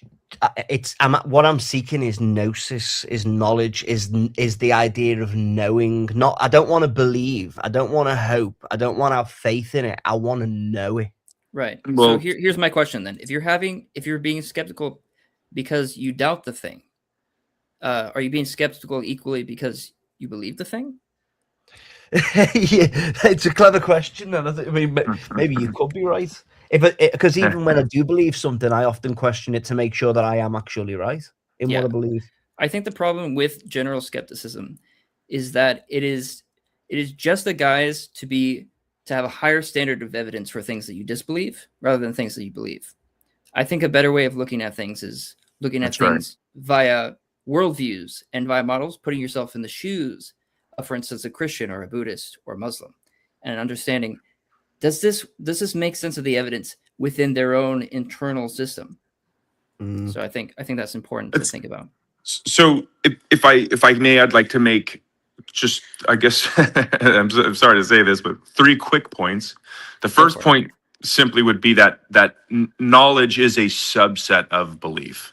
Okay, because when we're talking about epistemology, your mental states are going to be within a worldview context, and your context is either going to be grounded in something that's absolute or it's not. And if it's not, then that means there's nothing fundamentally undergirding your philosophy of fact.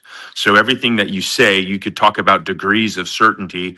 I don't know how you would even make that probabilistic assessment. Okay, because that presupposes knowledge of the set that your system itself undermines. I get that's a lot. We can unpack it, but the 2 things I wanted to say really quick is that when we were on the problem of evil, Right. that's an ethical argument. Okay, so if we go back, I just want to close that up really quick. If we're making that argument from within the Christian worldview, then yes, God has a morally sufficient reason for everything he allows. He came, he made a way for us all to be reconciled with him. He gave us a way out of the road to perdition that we are on, and that's available, I believe, to everyone. Okay, whether you accept that or not, well, that's going to be on you. But if you reject that God has a morally sufficient reason, then you would be making an external critique. And if you're making an external critique, then I'm going to press you to provide a sufficient ethical system that you can use to accuse God of doing anything wrong. That's going to be the argument, the moral argument there. And that's going to be a problem for you. If you haven't worked through that, we can do that real quick and we can show you. The last thing I wanted to say that, when unbelievers, critics, skeptics, whatever I'm politely addressing you as, whatever you want to be addressed as, want to talk about science, the problem there, like ethics, is that science is based on a foundation of things that must be the case in order to provide the preconditions for the scientific method, something dictating possibility and impossibility, the uniformity of nature, the laws of nature, and these things. And so I will argue there that science is only possible if the Christian God exists. And I will reference atheists, dogmatic atheists, like Anthony Flew made this argument in his book, There Is a God. Robert Jastrow, agnostic physicist from NASA, he argues that the supernatural has now been objectively proven because the physical world is in submission to supernatural laws. I messed his quote up there, but that's he said something. I can find the quote, but I can go on that. But at the end of the day, like if you want to stick to one of those trains of thoughts, I mean, we can kind of like exhaust those. No, I do.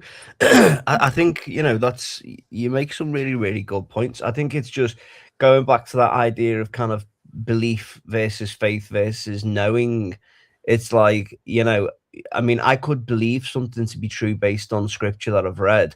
But for example, when I went to South America and had the ayahuasca ceremony, and you kind of, I mean, there are books on this. I think the book's called The Spirit Molecule, which kind of talks about this brew that you take. I think the active ingredient in it is DMT, dimethyltryptamine, and when you kind of take this brew, and ironically, actually, the acacia tree, which is kind of featured a lot in the Bible, this is a symbol of acacia. Well, acacia is very, very high in DMT, and when we're talking about the burning bush, and when we're talking about this, potential smoke inhalation of having these visions, I can kind of link those dots together. But like this idea, when you take DMT and you have these visions, which I can only describe as multi-dimensional. I mean, there is an order to the visions that I saw. Like it's not something that that I believe the brain could ever create. It's more like you're accessing information of some kind of a higher plane that doesn't necessarily make sense to you because of its complexity. It's like far too complex to understand, but the geometry that's contained within it, the dimensions that are contained within it, are so orderly that it sort of brings up a whole host of other questions of, okay, well, what is consciousness? What is this internal universe that I've just had the opportunity to perceive? And that in itself gives me a feeling of knowledge, of gnosis, of 100% understanding that there has to be a higher spiritual source for me to have been able to perceive what I've just perceived when I went through that ceremony. So it's like, again, I'm not arguing against what you're saying. I think it's just that for me, I've met so many Christians, and I believe, I mean, I've been down the whole route of reading about Christ consciousness and what Jesus represented, and I've read a lot of scripture, in terms of like, going outside of the Bible, the Gospel of Thomas, where it does make complete sense to me. So I'm not arguing against it. I think the problem that I have when I look at the Christian church at large, I see a big commercial entity that earns a lot of money, that works for political influence for people in Israel, and I look at this whole machine that to me speaks more to a beast machine, like more. It doesn't align with this message that I'm familiar with, which is what you speak of a God that is trying to liberate people, is trying to free people, is trying to. The system that we live within feels to me to be more oppressive, trying to extract from people all the time. And I think, I mean, there are passages in the Bible where Jesus goes into the temple and the rabbi, and he flips the table, and he and all of that stuff, because of the fact of the usury and the making money from the gold and all the rest of it. So, I get that. It's just that when I'm kind of thinking of it on a bigger, outside of the Christian sphere in terms of scripture, it's like, I can get so far with the scripture, but then ultimately it always leads me in the direction of kind of like the sciences. And I'm not, and I think you're right in what you were saying about the science. I mean, a lot of science to me is like a religion. People have far too much faith in what they're told without actually having the evidence or the gnosis, to use that word again, themselves. It's like they believe all these things that they're told, and they've got no evidence to back it up. I mean, if you read the Bible, actually it kind of contradicts the modern model of the cosmos. Let me if you don't mind, there's a gentleman named Dr. Gary Habermas, and he heavily refuted this idea that you begin to put forth. I don't know if you realize it or not. That that like Christianity, the ideas of God were just products of our mental state or hallucinogenic experiences. And the reason why he did this, talking about science, is because although people can take mind altering substances and have spiritual type experiences, they're never shared. And so you've got this God that is this God Yahweh that's reached and come to people all throughout human history, world history, still working in the world today. This argument was put forth for everyone regarding the resurrection of Christ, and that's where Gary Habermas dealt with it best. So, so again, it doesn't follow that because some people have taken things that have given them a spiritual type experience, it doesn't follow from that Christianity is false in any way. And the other thing that you begin to do is it happens a lot, but I just want you to be aware. You again begin to accuse Christianity of certain things. And I'm not saying that to be antagonistic, but accuse Christianity of things that this like organizations or religious organizations or body of believers have done. And again, I'll grant you that. I will grant you that there are evil people in the pulpit, and they are goats, and they are wolves, and they are misleading the sheep. But what many people in the past, like Lee Strobel, have done is when he, as an atheist, wanted to attack Christianity, he actually went to the Bible, and he actually went to the scholarship, and he dealt with it properly. See, you got to understand like the theology, and you have to understand like what the Bible teaches, and you have to attack that, not someone like me who's just a hypocrite who got saved, and I'm just I struggle between living in the flesh, we call it, living within the ways of the world, and living by the Spirit of God. Christians, we're all a bunch of broken people that are a mess, and God is doing a work in us. So it doesn't mean anything to say that like there's a lot of people that call themselves Christians that are bad people. Like I agree with you, but that doesn't Jesus do himself anything was to support. wasn't he? Yeah. Well, it's not out of expectation, right? Right. Jesus himself wasn't a Christian, so it's I think That's funny because what is the? Do you know where the Christian label comes from? well, I mean, there's different arguments about that, isn't there? But ultimately, it's Christ consciousness. The Christ is a So it actually comes from an early group of followers who were persecuted, That's and right. they're ridiculed as Christians, as in followers of Christ. So yeah, but weren't they Gnostics? Didn't they believe in Sophia, in this God, the God of this universe, being the demiurge?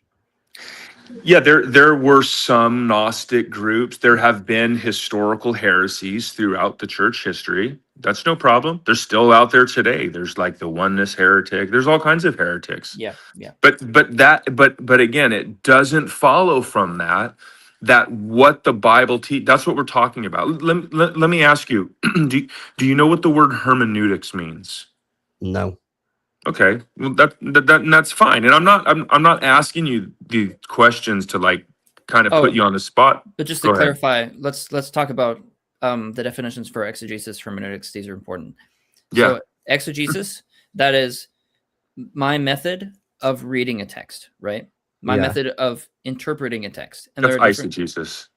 Well, eisegesis.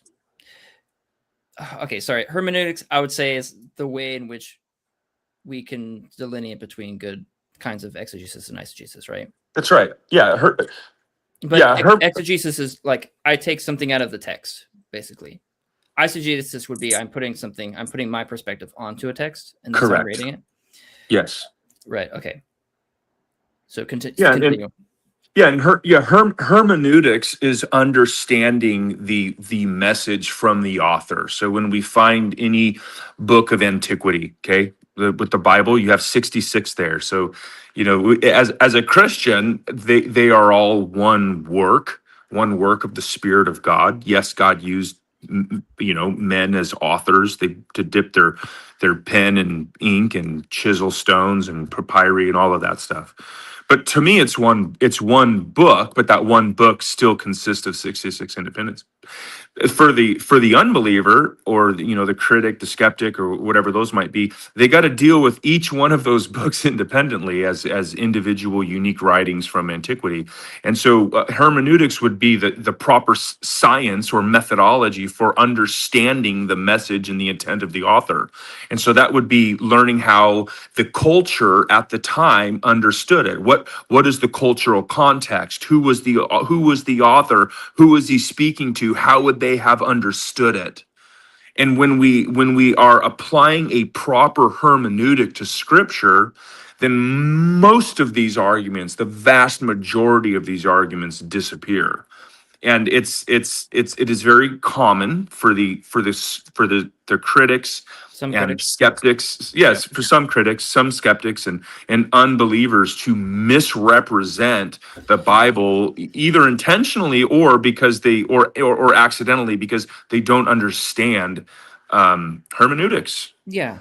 A But lot of isn't people, that and a a bit lot of people just ironic in the repeat. fact that because Oh, sorry. Jesus, being the Son of God, wasn't a scholar, was he? He didn't speak to people using words that were complex, and Are you saying you know, Jesus, and Jesus I was think not a we can scholar? Is that your separate out claim? the idea that you can know God and at the same time question the system of Christianity, because I Sorry, think they're pause, completely separate pause, things. pause, pause.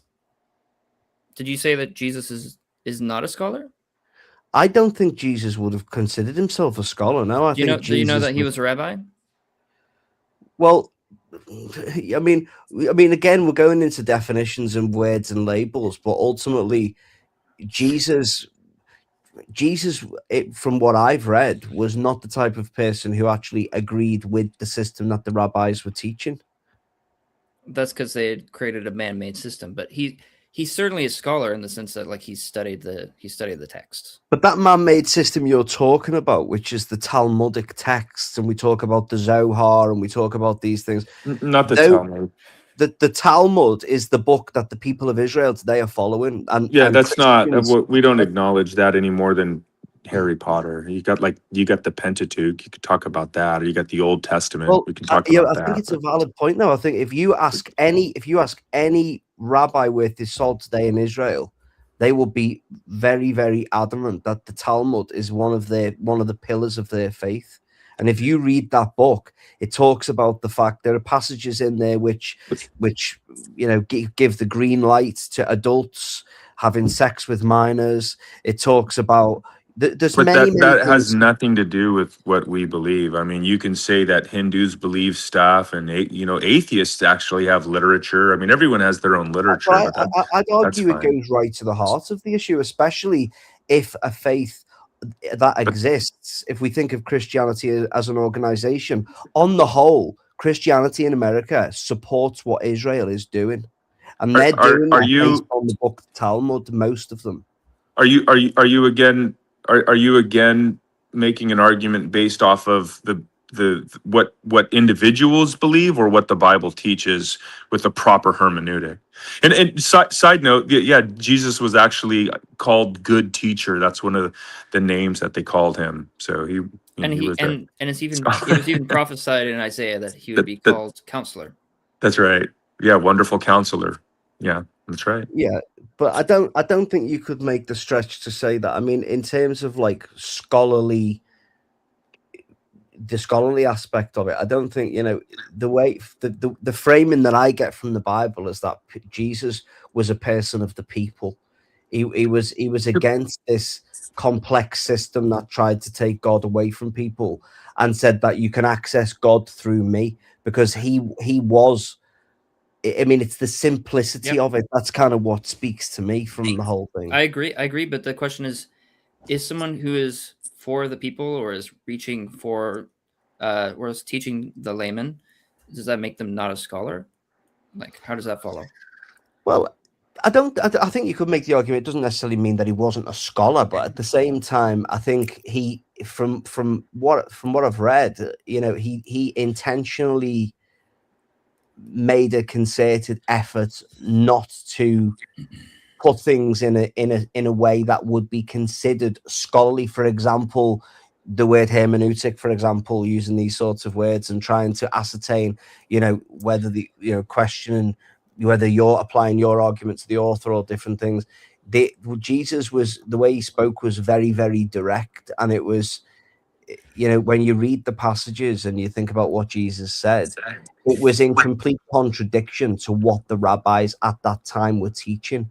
And it goes to this whole argument, which is, if you read the Talmud, I mean, I know you're saying, it may as well be Harry Potter, and I agree for that matter. But the thing is, that book is the basis for the modern state of Israel in many aspects of their life. And I would argue, actually, it's the Talmud that is the reason that we see so much sin in Israel. So then you come back to Christianity in America and Christianity at large, which seems to generally support that. Pause. That's like another. Yeah, that's a lot of things. But first of all, like, why are you isolating the sin of Israel? Like, what is that about? Well, because we're talking about, if you think of the fundamental aspects of the Bible, I would argue that this concept that Christians like to promote, which is that the modern state of Israel is the home of the Jews, and the Jews are God's chosen people. So that kind of underpins. Well, it depends on what we mean by that. When I let's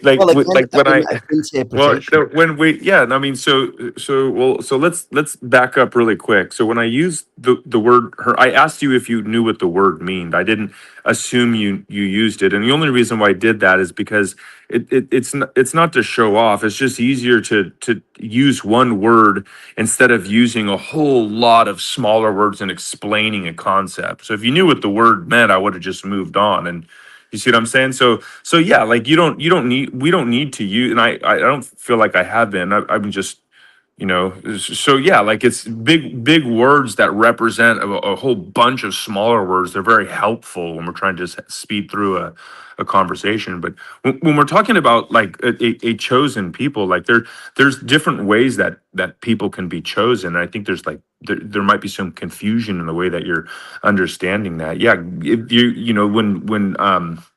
when Israel was selected by God, they're selected to reveal the message, to be that chosen people from which the God would incarnate and come into creation, but it was for the whole world. So in a broader sense, we are all God's chosen people. God chose humanity for salvation. That's not an option for the angels. Okay. Now there's theological disagreement within Christianity on what that looks like and how that works out. Sure. So is God done with Israel? I don't believe he is. I believe that there is a spiritual Israel in which that would be the body of Christ. Those of us that acknowledge Christ as Lord, we've been grafted into that vine. I don't think there's much confusion there. And does God have a plan for Israel? Yeah, God is still going to come back and he's going to rule and reign from a physical locality. That's where it's going to be. So, but again, to say that, well, there's these other groups of people out there and say, those Israel, even Israel in rebellion right now, and they have another book like that is, again, has nothing to do with, there's no argument to be made there. What's the I still don't understand what the point is and why it seems like you continue to attack groups of people. And I don't mean attack as like a word to accuse you. Well, but I mean, think the point for me is if you look at the modern state of Israel and you look at the ethnic cleansing and you look at the genocide of the Palestinians, and then we rewind. Why is anything wrong in the world? Can you? So yeah, this is where, like, if we're gonna go into ethics, like, before, on your worldview as a skeptic, okay, what fundamental ethical scheme are you using to say that anyone in the world has ever done anything wrong, regardless of what it is? Well, Like, is I'm thinking morality this objective is or quite is it subjective? Here's the this is problem quite that you're pertinent, I gonna think. get If you think into. of America as a Christian nation, before white people lived there, Don't care what millions and America millions of does. Native Americans were slain and tortured and Why is that stabbed. wrong? But why is that wrong? So again, Well, listen to the Jesus said question. it was This is wrong. okay. Well, hold on. This is when I talked about if you wanted to continue within like an ethical argument against God, it's either going to be internal or external. So right now you're making an external critique. You're saying, "Hey, me as somebody who rejects God, I'm going to challenge, Well, I never said I reject. America." Well, I let's be know God honest. exists. Let's be intellectually honest with So each other. You do not confirm Christ as the Lord and God, right? I wouldn't say I believe that Christ Say is Christ God. is Lord right now. I uh, mean, let's just cut to the chase. Well, okay. I think Christ is Lord. I think the flowers are the Lord. I think the earth we walk on is the Lord. I think everything is sacred and should be looked at as a sacred part of God. But that's not what we mean. That's not what we mean by Lord. God, Jesus was a part of that in my mind, But and he brought some I've already very given important you an information. argument. I've already given you a critique against that idea. Remember, I told you that if all is one, if all is God, then your experience of everything is purely illusory. And if it's the case that your experience with everything is illusory, then you can't know anything at all on those terms. There is no such thing as flowers and Lord and you. Like Well, I you as think an we can agree that individual, science has you proved that atoms are hold on. 99.9% empty space, so everything is illusory. The double Right. slit Yeah, experiment no, proved that's that. I don't think you understand the argument. There are no atoms to speak of on those terms. So All is everything just is one. illusory then? All on those terms, on the terms that you are invoking, there are no real and meaningful distinctions between your mental states and what you ate for dinner last night. Well, Do you what I can understand? Like prove, there what I can empirically prove is that when you perform the double slit experiment and you don't observe the experiment, you get a system, you get a result which is a gradient pattern of waves. When you use a measuring device to measure the experiment, the act of measuring collapses the quantum field into a definitive output, which then gives you two slits do words have of the do electron. words have do words have meaning? Well, of course, but that's not the point. Does the it do is knowledge and predication when you make a when you assert things, are you presupposing that the law of identity? Well, no, I'm saying that there is a scientific No, experiment that is do you know what the law repeatable of that identity is? proves that we live in an illusory world. Do you know what the law of identity is? In what sense? The law, just like a basic laws of logic, like A is A. Yeah. Okay, so when we're talking about the external world, when we're talking about experiments and we're talking about atoms and waves and quarks and particles, we are invoking things that have identity and meaningful distinctions, right? Well, if that's the way you want to perceive So it. when you, well, no, that's necessarily the case if we're going to be speaking intelligibly about anything. If knowledge is possible, then you have to have a foundation for knowledge. And so what I'm saying is when you say that all is one, you commit a performative contradiction when you therefore continue predicating I'm and not making necessarily knowledge saying that claims. all is Knowledge is one. all right. Yeah, I mean I think that it's yeah, I think maybe this might be something that is new to you and you might have to just look into. But gentlemen, I want to thank you for the My point conversation. is that really comes down Yeah. to the fact that I think you can separate a relationship with God and a knowledge of God within yourself and a That's faith absurdity, system, though. which there are many on this planet, which ultimately might lead to knowledge of God and a relationship with God. For me, you don't find God in a book. God is something you either know or you don't know, and you can read as many Bibles as you want. Some people's going to know God, and some people are not going to know God.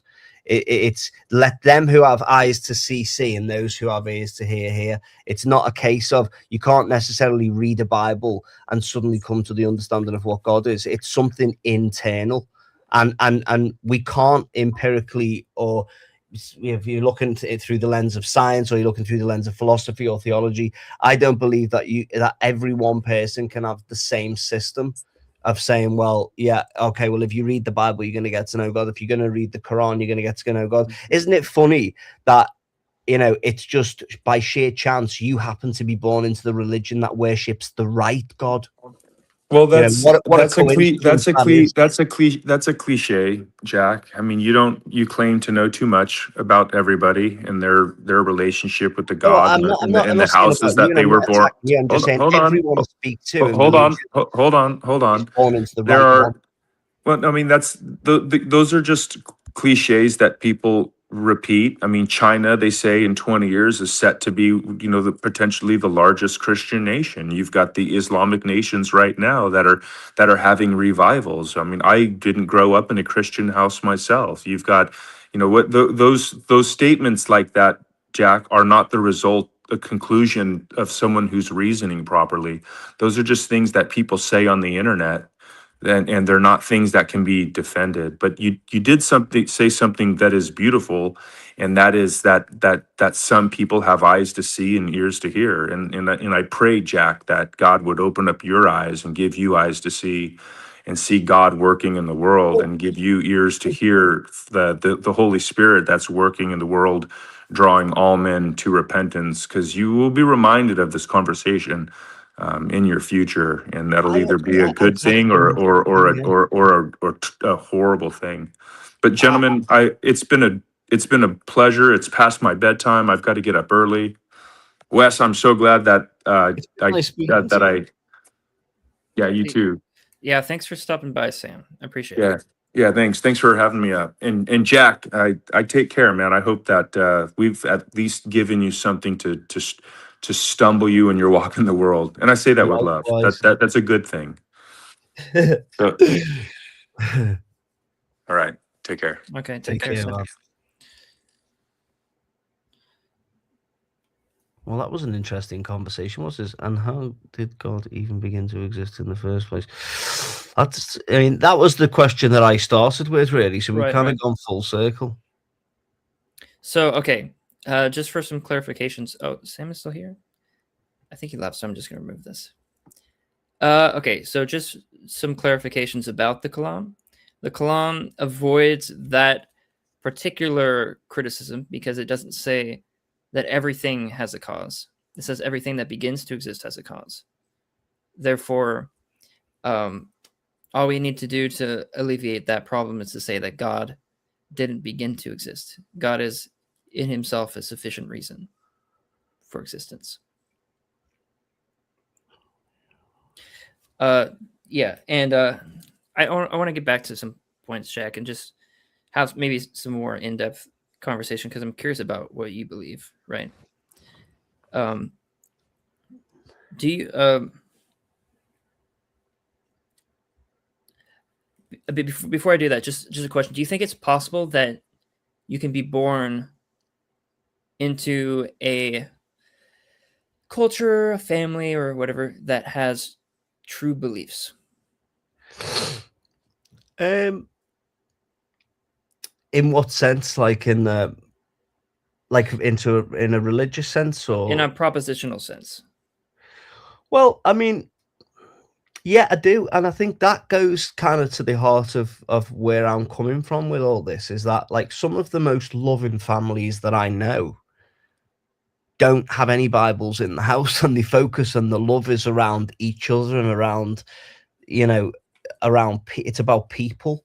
Whereas like some of the households I've seen which kind of lack a lot of that kind of real family kind of ties and bond, have been religious households. So it's kind of, so that's why I say I don't necessarily look at things and think, well, and again, just to go back, I'm not number one, just to get it out there, because I think obviously Sam had some kind of confusion about this is the fact that, like, I don't believe in a creator. I know there is a creator. Like, I don't even need to be convinced of it. Like, I know there is a creator. I've come to the realization, not like the belief or the faith, or like I have realized and actualized the fact that there is a creator. So like that's not even in question.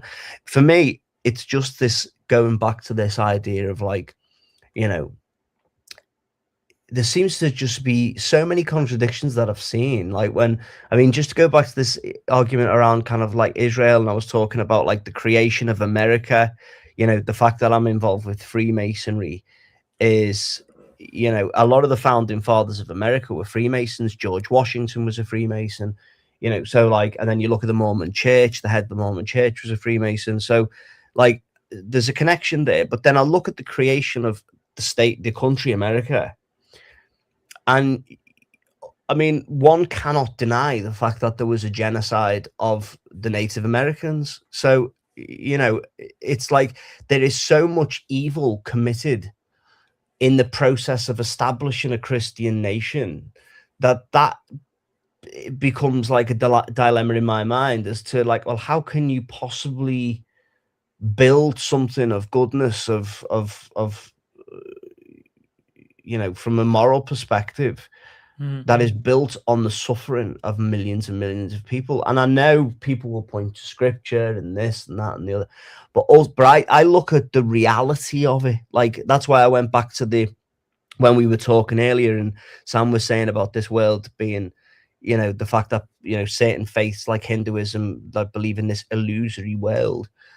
Well, you know, there is an aspect to this, and I think that Sam did quite accurately go to one of the main issues that I have, really, which is the fact that, like, you know, not only is the contradiction in the way that the world has played out in terms of like the atrocities that have been committed, but then actually, if we look at the science and we understand atoms and we understand quarks and the Higgs boson and all the rest of it, effectively, when you go deeper and deeper and deeper into that field, effectively everything is illusory. It's created by the mind, effectively. I mean, the double slit experiment kind of proves that.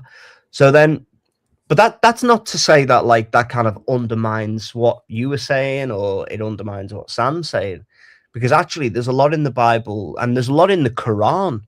I mean, the Quran speaks about the world is, the material world is like smokeless fire. You know, there's a lot in the Quran that kind of talks about black holes. It talks about the fact that the world is illusory. It talks about, so I think there's a legitimacy in Christianity. There's a legitimacy to Islam. But then I look at the two faiths that are at war, and then I look at who's in the middle. Israel as the instigator, and I've listened to a rabbi speaking live on YouTube, and is this, I can't remember his name, but this guy is a top, very, very well respected rabbi in Israel, and he said I think he used the word kashem, but what basically he was saying that from the Jewish perspective, it's very important that they keep Christianity at war with Islam, because the day that those two things join forces, it will be the end of the world. And it started to make so much sense to me why Israel does the things that it does in the sort of the geopolitical sphere. And then I started to have these realizations, and then, but ultimately, to come back to the Bible, that is the foundation on which all of these things are being done, or this whole house that we exist within, this system that commits so many atrocities and genocide and war and lies, and politicians just lining their own back pockets and extracting money from the taxpayers. You know, this is the system Jesus was fighting against. So there are so many contradictions to me in all of this that it just, yeah, you can use big words. You can try to look at this through the lens of, you know, whatever lens you choose to look at it through. You can speak scholarly, you can do whatever you want, but ultimately there are just far too many contradictions in it all. And that is why I've come to the point where, for me, I have this simplistic view now where I know God, and that's one thing. But then it's about trying to discern, well, I think for me, religion is more about understanding the people who follow it rather than trying to follow the religion itself, if that makes sense. Because I want to understand the people. I want to understand where they're coming from. I want to Right. understand, because That's in good. order for me to know where they're going, I need to understand where they're coming from. Like Right. That's true. That's true. and that's kind of I where don't I'm know at. if Really. I like that I like that gesture, but I think I mean, like, I don't know if you're excluding religion to just like what it means to like understand someone who is religious, or if you're trying to say in a more deep philosophical sense that understanding religion is about understanding people who are of that religion. Yeah, it's more of a philosophical perspective, and again, I'm not even disagreeing with Christianity. I don't know enough about it to be able to say it's wrong. I don't know enough about anything to say it's wrong. In fact, the more I know, the more I realize how little I actually know. So, and I think for You and me me, both. the most knowledgeable people are the ones who actually come forward and just say, you know what, we don't know. Like, it's not. Whereas the people who tend to know the least tend to try to profess that they know the most. So it's like we live in a we live in this really sort of, like, I can't think of the word off the top of my head now, but it's like it's just kind of a paradox of some sort. yeah, it's like a paradox, but there's another word for it that's kind of more pertinent to the point I was trying to make. It's like, it's like the world we live in, but then God has designed it that way. So then that makes me think the question, well, why would God make it? Why would God design it that way? It's like, Yeah. There's a video of a Why guy. would God design it that way? That's a good question. Yeah, why would God design the world that way? Like, what would be the purpose? I mean, obviously there's a clear answer, like on a basic level, which is kind of like, it's almost like solving a puzzle, isn't it? It's not necessarily solving a puzzle isn't necessarily about when you get to the end and you've done it. It's about the process. It's like a dance. You don't do a dance just to get to the end, because otherwise music would just be one large crescendo. Like, it's about getting from A to B to C. It's about the process. It's the flow. It's the movement. It's the relationship. It's the emotion. It's all these things. So, like, so I understand maybe there's a process that we're going through, almost like a filter. And that kind of makes sense to me. Yeah, but it's like that's also, I say, as far as my understanding of God, I think God does work in process, and I think that's an important part of his nature. Yeah. Yeah. So what's your thoughts then, Wes? Like, where are you coming from on all this? Like, what's your view about it all? Yeah, I mean, in regards to, like, do you mean, like, am I a Christian? Yes, I'm a Christian. Yeah, like from through the act of knowing God, like, how have you got there? Like, what was your process to get to that point? Sure. It's a multifaceted process for sure. I started out, well, I was raised Christian, right? Yeah. And sort of, I'd say around middle school, I started to have I kind of had a lot of doubts, became sort of agnostic. Then I turned to watching a lot of basically online and some in-person debates about the existence of God. I watched William Lane Craig, John Lennox. Oh yeah. All those chaps. And I came to the conclusion that at that moment, I felt confident enough in Christianity that was the modus operandi for me. Yeah. And ever since then, I've really just been I have been exploring other models, but I feel very comfortable in Christianity. I've tested a lot of aspects of it. It feels very consistent to me. Yeah. And I think it would be interesting to get into some of the questions that you've raised if you want to. Yeah, I'd love to, mate. Yeah, I'd Right. really like that. So because as I say, I think Sam was sort of thinking along the lines of, I was kind of, trying to point out flaws within it, or I was trying to criticize it. I used the word accusory at one point. It's like, whereas that's kind of not where I'm coming from at all. So maybe that was a misrepresentation on my part, but I simply like to kind of test is a better word. People's. It's not necessarily. It's not a knowledge competition. I'm not. When I'm testing things, it's not like if people come forward and they can offer all this knowledge and they can use words that are sort of, they've like got a mind like a dictionary, like that. That doesn't convince me of anything. Sure. I feel from people a certain thing, and it's not. I'm not just listening to the words. I'm listening to the space in between the words. Like there's more dimensions to the information I'm extracting from a person than the words that they're giving. So that kind of tells me, number one, that there's a lack of dimension to that person, and the fact that they're coming at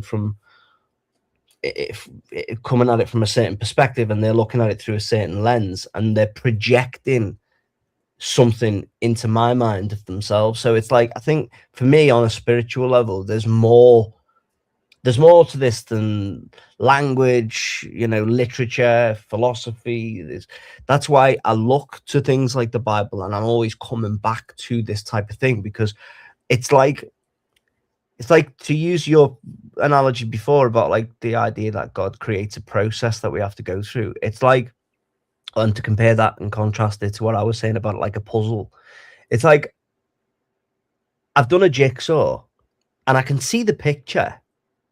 Yeah. But I'm missing pieces, and I can go away from the puzzle, and I know that I know what the image is because I can see what it is.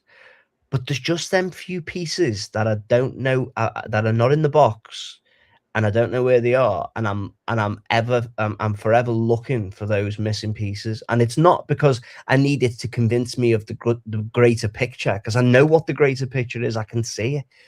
I just want a bit more of the finer detail, just so I can see the complete picture.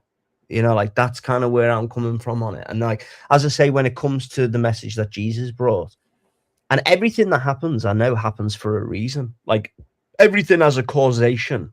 And if you go back, like, I don't really have the language to explain exactly what it is that I'm feeling when I'm communicating this, but I know that Jesus would have had to have come from a higher source to be able to say the things that he said, because he wouldn't have known those things otherwise.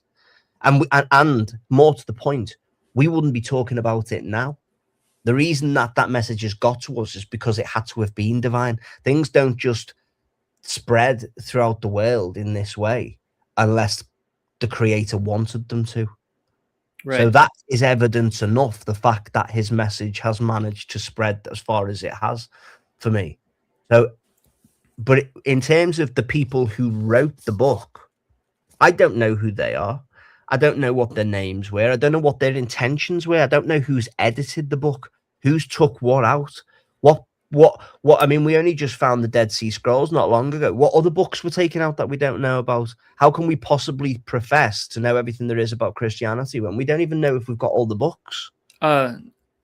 Yeah. Okay. So, I don't know how much you know about the Dead Sea Scrolls, but the Dead Sea Scrolls, for instance, have nearly a fully intact copy of Isaiah and the Hebrew. All right. Right. So it's not that we have discovered new books. It's that we've confirmed accurate later copies by discovering earlier copies. So the Dead Sea Scrolls are going to be, I think, if I don't know if I can say precisely. I think they're let me look it up. When were the Dead Sea, like when are they dated to, Dead Sea Scrolls?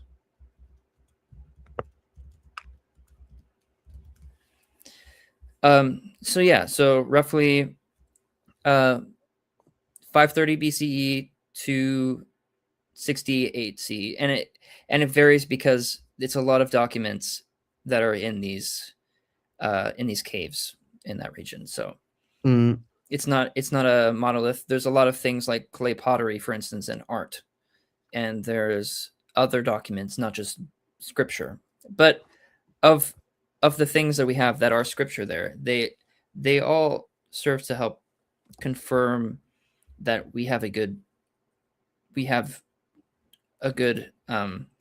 interpretation, modern interpretation of the Hebrew texts, right?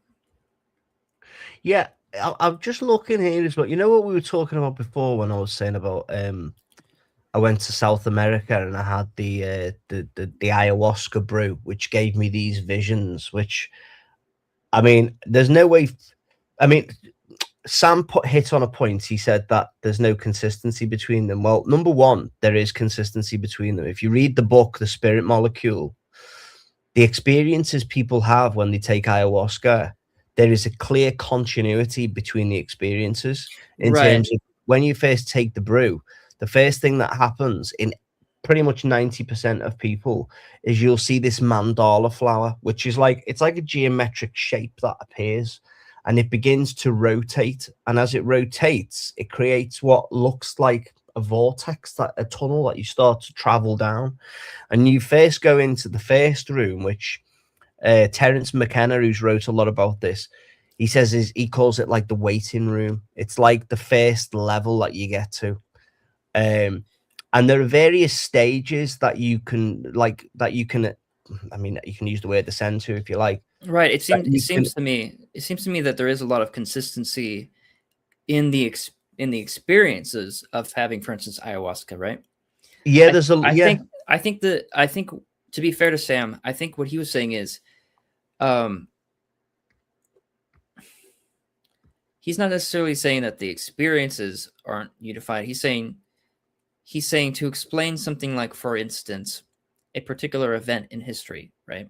Yeah. Like if we're going to say, oh, well, for instance, like maybe early Christians, they thought that Jesus did miracles, but they just had some ayahuasca trips.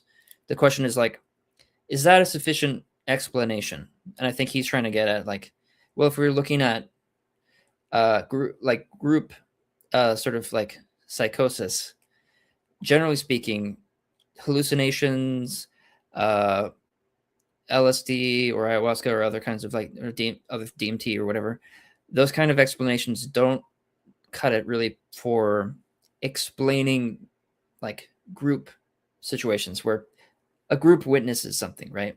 Yeah. Okay, I see what you mean. So I see that, I get that point, but like going back to like before when I was saying, like you can listen to what someone's saying, like it's like I come from a background of music, so like, and that's kind of what I work in. So for like, oh, awesome, you can listen to a piece of music and you can listen to the notes and that somebody's singing, and you can listen to the words that somebody's singing, but it's as much about the space in between the notes. There's a connective tissue between both the lyrical aspect of a song, the performance of the song, you know, the notation, the key that it's in, you know, and I think there's a direct connection between music and God, because it's the expressive nature of chords and keys, and you know, the fact that it resonates with emotion on a level that's almost indescribable, really, and kind of on subconscious level. Yeah, it's like, but like going back to that idea of like the space in between the notes, it's like in the Bible, there's almost space in between the phrases and the words in the Bible. It's like these concepts, like for example, when we're talking about like the burning bush concept, it's like, you know, Moses is in front of this burning bush, and I just find it too much of a coincidence that God tells the scribes who wrote the Bible to write about this story that Moses was in front of a burning bush that just so happens to be, or so it's believed, is sitterwood, or like the acacia tree. Now, especially given the acacia tree is so high in DMT. So one could argue that God was trying to point people in a specific direction there, especially given the fact that we call DMT, this spirit molecule, and that, you know, people who've taken it believe that it gives you access to these higher dimensions, and that you can actually have, you know, you can meet these things that come across, you know, as described. I mean, I met something which I had a conversation with, which can I just pause you? I would Sorry, describe I as don't an mean to, angel. I don't mean to Yeah, get you sure. off track, but Go ahead. I just think so. I think the burning bush is a good example of sort of like, I'm not trying to insult you here, but it's sort of like there are kinds of hermeneutics that I would say, if you're interested in discovering truth, they kind of have to be off the table. One of them is what I think I'd just call like a conspiratorial hermeneutic. Yeah.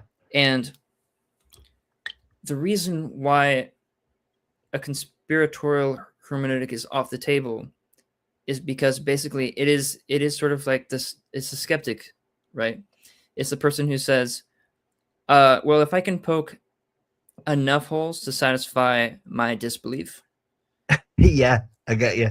Right. And so here's what I guess where I would counter. Like, here's what you should be able to do if your theory is true, right? Because we want to prop up two different theories. We want to compare them. Two different models. A theory is generally speaking, is a model with sufficient evidence, right, to convince, or the best model sometimes is called. But if we're gonna say, for instance, a model like, I don't know what you want to call it, the DMT model or something like that, or like the higher consciousness model or something. Yeah. It doesn't necessarily matter for now, but if you're going to say, well, you can explain the burning bush, that could be perfectly accounted for.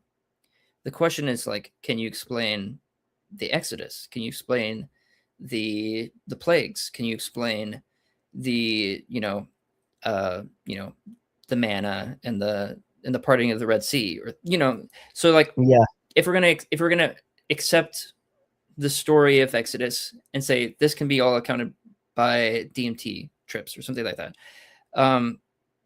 then you have to explain all of it that way, and I don't see that how that's possible. Well, just to throw this out there, it's like, and obviously I'm still on the journey in terms of like understanding, biblical scripture and so on. And I keep picking the Bible up and put it back down and put it back. But Sure. the burning bush example, okay, we'll put that to one side. But then it's like there's another part of the Bible what talks about if thine eye be single, then thy body be full of light. And it's like we have scientific evidence now that when one takes ayahuasca, the dimethyltryptamine, that active compound that actually gives you the vision, the part of the body that it's working on is what looks like an eye in the center of the brain, the pituitary gland. And it's like the pituitary gland effect.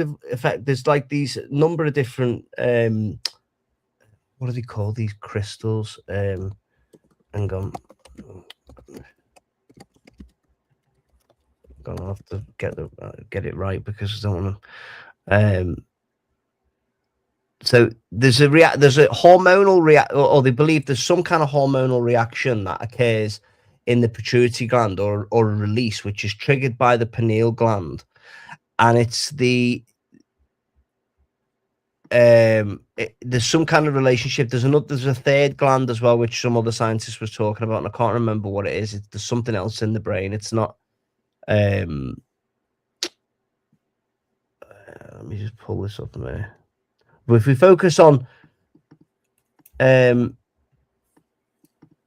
the eye concept, like thine eye be single, the eye refers to the pineal gland, and the pineal gland is covered in these crystals which actually detect light. Apparently it's a lot of they say it's got a lot to do with our sleep cycle. So even though light doesn't necessarily penetrate the brain, there is something to do with these crystals that surround the pineal gland that has something to do with our wake and sleep cycle.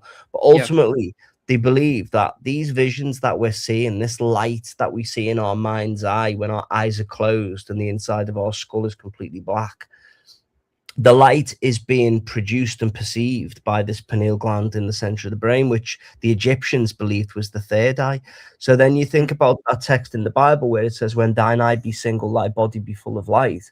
And then you contrast that with what I'm saying about the burning bush being high in DMT, the fact that ayahuasca gives you these visions, that you can start to join the dots to say, well, actually, there is an argument to say that God was kind of pointing in that direction. So it's not necessarily conspiratorial in the fact that we're saying, well, you know, we're sort of fabricating things out of things that are in the Bible. I'm saying, you know, I mean, what else could that possibly mean when thine eye be single, thy body be full of light?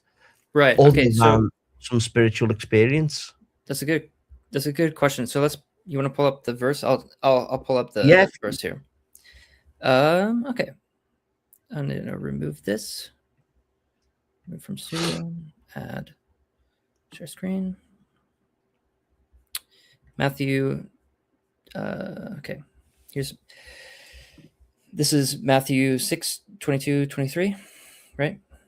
I think the precise verse.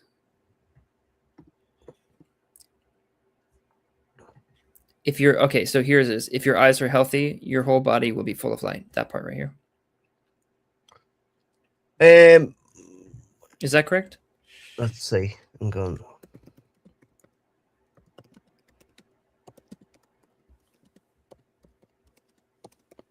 So it was, well, the King James version says, Matthew 6, 22 to 23, the light of the body is in the eye. If therefore thine eye be single, thy whole body shall be full of light. But if thine eye be evil, thy body shall be full of darkness. Interesting. Well, okay, I need to see what translation this is right here. Okay, this is a NIV. Yeah.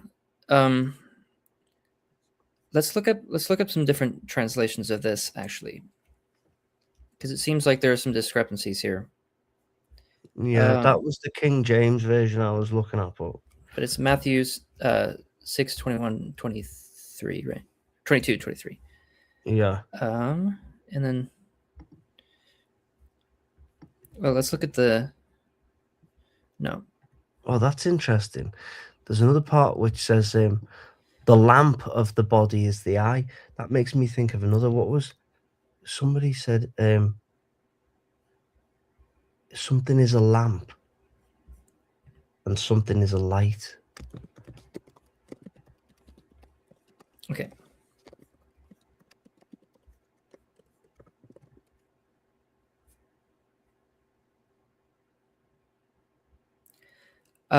Let's look up some different versions. Christian Standard Bible. Eyes the lamp of the body. If your eye's healthy. Okay, let's look up. Like the English Standard Version's decent. Lamp of the body.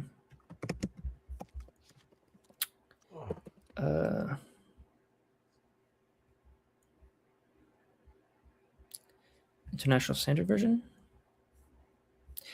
I'm seeing a lot of lamp of the body here. Yeah, the lamp of the body, but then it's talking about if thine eye be single, thy body be full of light. The lamp, and it says Psalms 119, 105, thy word is a lamp unto my feet and a light unto my path. But that's kind of not sort of related. It's that line specifically around. You say Psalms 119. Psalms 119. What? 105. Where it's saying something is. Where it's saying your word is a lamp unto my feet and a light on my path. Right. But I mean that just came up just by chance. But that because there's a famous saying, it was in Freemasonry, we were talking, and they were saying something is a lamp and something else was a light, but there was a distinct difference between the lamp and the light, because the lamp is that which holds the light. I can't remember what we were talking about when that came up now, but it just sort of came into my mind's eye. But yeah, this idea of like thine eye be single, thy body be full of light. I mean, you know, people have argued that this is talking about the pineal gland, which is the eye of Horus, the Egyptians used to talk of. And it's like, it's at the center of the brain, and scientists and, you know, biologists have kind of looked at this and analyzed it and says, well, actually, there are crystals, light receptive crystals that surround the actual gland itself. And there's no reason for that to be there because light never gets that far into the brain. But it's like Where are the crystals? the crystals are on the pineal, they surround the pineal Oh. gland. So they're are they crystals or are they cells? Are they light sensitive cells or are they crystals? So Are they light receptors or what are they? the microcrystals, so says the pineal gland naturally contains tiny non-pathological calcite microcrystals, often called brain sand, which are comprised of calcium, carbon, and oxygen, exhibiting unique cubic, hexagonal, or cylindrical shapes, and are studied for potential piezoelectric properties that might act as electromechanical transducers, possibly interacting with light frequencies and consciousness, though they're distinct from the larger age-related calcium deposits. But I mean, they're only just starting to be studied now, really. They're tiny. They're like, it says here, they're 20 microns in length. So, like, I mean, you're talking, you know, tiny, but effectively, like these crystals form a layer around the pineal gland, and and they know that there's some relationship between the pineal gland and the pituitary gland. There's some hormonal or chemical exchange that occurs between them during these hallucinations that you have when you have this ayahuasca. But ultimately, the light that you see when you take the ayahuasca is so bright.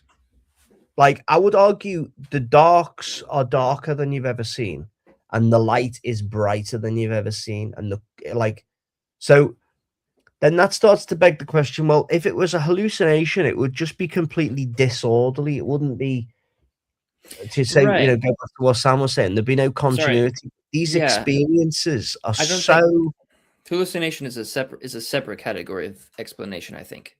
yeah, it's I mean, Right. I think hallucination is a word that really doesn't kind of justify the experiences that these substances Yeah. give you. And There are various kinds of hallucination. I think some of these kind of like psychedelic experiences are going to be a different kind of category of thing. yeah, and to go back, I mean, God works in mysterious ways. You know, how this came about was this ayahuasca brew. Scientists went into the rainforest and they were discussing with these shaman and saying, well, how did you know? Because in order for this brew to work, you have to have the plant which contains the DMT, and then you have to have another plant, because obviously when you drink DMT, your stomach breaks it down. It doesn't Right. pass into the gut to be able to get into the brain. So in order for the DMT to work, you have to combine it with another plant, which is an MOI inhibitor, a monooxidase inhibitor, I think it's called. And scientist says, well, to the shaman, how did you know to combine these two plants to get this particular effect? And when the shaman were asked, they replied to the scientists and they said, well, the plants communicated it to us. So, I mean, people can make all the arguments they want, but ultimately they say, oh, it's just a coincidence, you know, et cetera, et cetera. There are millions of strains, you know, different species of plants in the rainforest. So I think that I don't mean to discredit that, of course, but I think an equally plausible explanation could be just like you said, like trial and error. Like it could be trial and error. I just find that really hard to believe. Well, I just mean like imagine that you've discovered how to smoke, right? Smoke ayahuasca or and after doing this, you're like, I wonder if I can taste it and have the same effect. And you're like, no, well, I can't taste it and have the same effect. Well, that's interesting, but I know that there is something in this that when I'm consuming it, I get this effect. So I wonder if there's something that I could supplement this with. And then you could try different things. And I think I think that method of sort of like, I don't know if you want to call it like a hypothesis and testing Yeah. a hypothesis, scientific inquiry or something like that. But I think it's totally feasible that that happened. It's also feasible that, I mean, I would push back on anyone who says like, oh, this is just an accident. Like the culture didn't know it. But and it's even possible that the experience itself had something to play into it. But I don't know. You can explain. There are a lot of different kinds of explanations that I don't know. I don't know if I think that that is the best one. Well, I mean, there's actually I can't remember the name of the guy now. He's a scientist at Harvard University who was saying that there's now a large body of evidence to suggest that psychedelics, namely psilocybin containing mushrooms, DMT, etc., played a very large part in the evolution of human intelligence. So, and then you think of the mushroom, and you think of the structure of a mushroom, and you think of like, you know, I mean, look, ultimately, everything, like, if we take my view that everything is God, Mm-hmm. like, everything is contained, like, because I mean, it's a prevalent view. I mean, it's sort of like the reason why the whole German idealist school started with Hegel and everyone. And Spinoza, for instance, is a sort of panentheist. And yeah, what he would say is that, well, he would say that God is, well, he would differ, and he would say, God is like everything in this universe is a part of God, and we share modes of God, but God is actually greater than the universe. So he would separate himself that way, mainly because he uses an ontological argument to argue for God's existence as the yeah, greatest possible being, right? So like if the universe can't be the greatest possible being if you're using the ontological argument, just to be consistent. But I think like even someone like Hegel, he's going to say like the zeitgeist, that's a prevalent like word in common parlance now, but basically what he's saying is like this world spirit, which sort of undergoes this process of self-discovery, kind of like what you're saying, and history is comprised of moments of sort of paradigm shifts of recognition, reconciliation with God and itself, self-understanding. So I mean, like it's not necessarily a new view. I mean, even modern philosophers have held that view, right? mm, Um, but I think I mean, some problems you're going to run into. I'm sorry, I'm going to close this now. Some problems that you're going to run into with the view that everything is God is sort of a it's like a top-down version of a reductionist. oh, So okay, so a reductionist is going to say everything is comprised of physical laws and chemistry, yeah, right?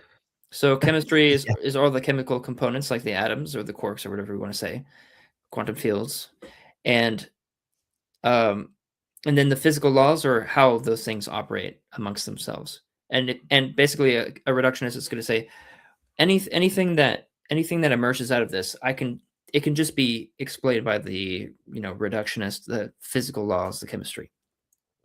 I think the problem with that is it leads to nominalism, and nominalism basically it's it's basically the claim that there are no real categories of things, there are no real genuses and species. In fact, there's only just the baseline material and the physical laws. And if that's the case, then there can be no individual things, right? Because any individual thing has to be defined inside a category, inside a genus. Um, so inside a group of things, and a group of things, in order to be grouped, they need to have similarities that are essential to them and differences that are essential to them from other genuses. And if you're an anomalist, those things can't be real. They can only vary by degree. mm, So if something varies by kind, nominalism is false. And the problem I see with this view of pantheism or sort of like New Age ism of some sort is you're going to end up with a top-down nominalistic view. Essentially, everything can be explained by a god, in the sense that everything is God. So if everything is just a piece of God, then there are no, and then you're left with there are no things. They're just differentiating modes of God, differentiating parts of God. So it's like, How does that then contrast with the Christian faith then, which kind of puts God at the top of the model, if you see what I mean? right? We don't believe that God is a constituent part or even the whole of nature. We say that God is outside of space, time, matter. Okay. Yeah. So God's creation is something that he's outside of space time. So therefore, we would be, if we think of a dimensional aspect of this, then if we say, well, if God exists outside of space time and he created the universe, for example, then to him the universe is just another physical object, and he can see the beginning and the end all at the same time. It's just an object to him, so it's not.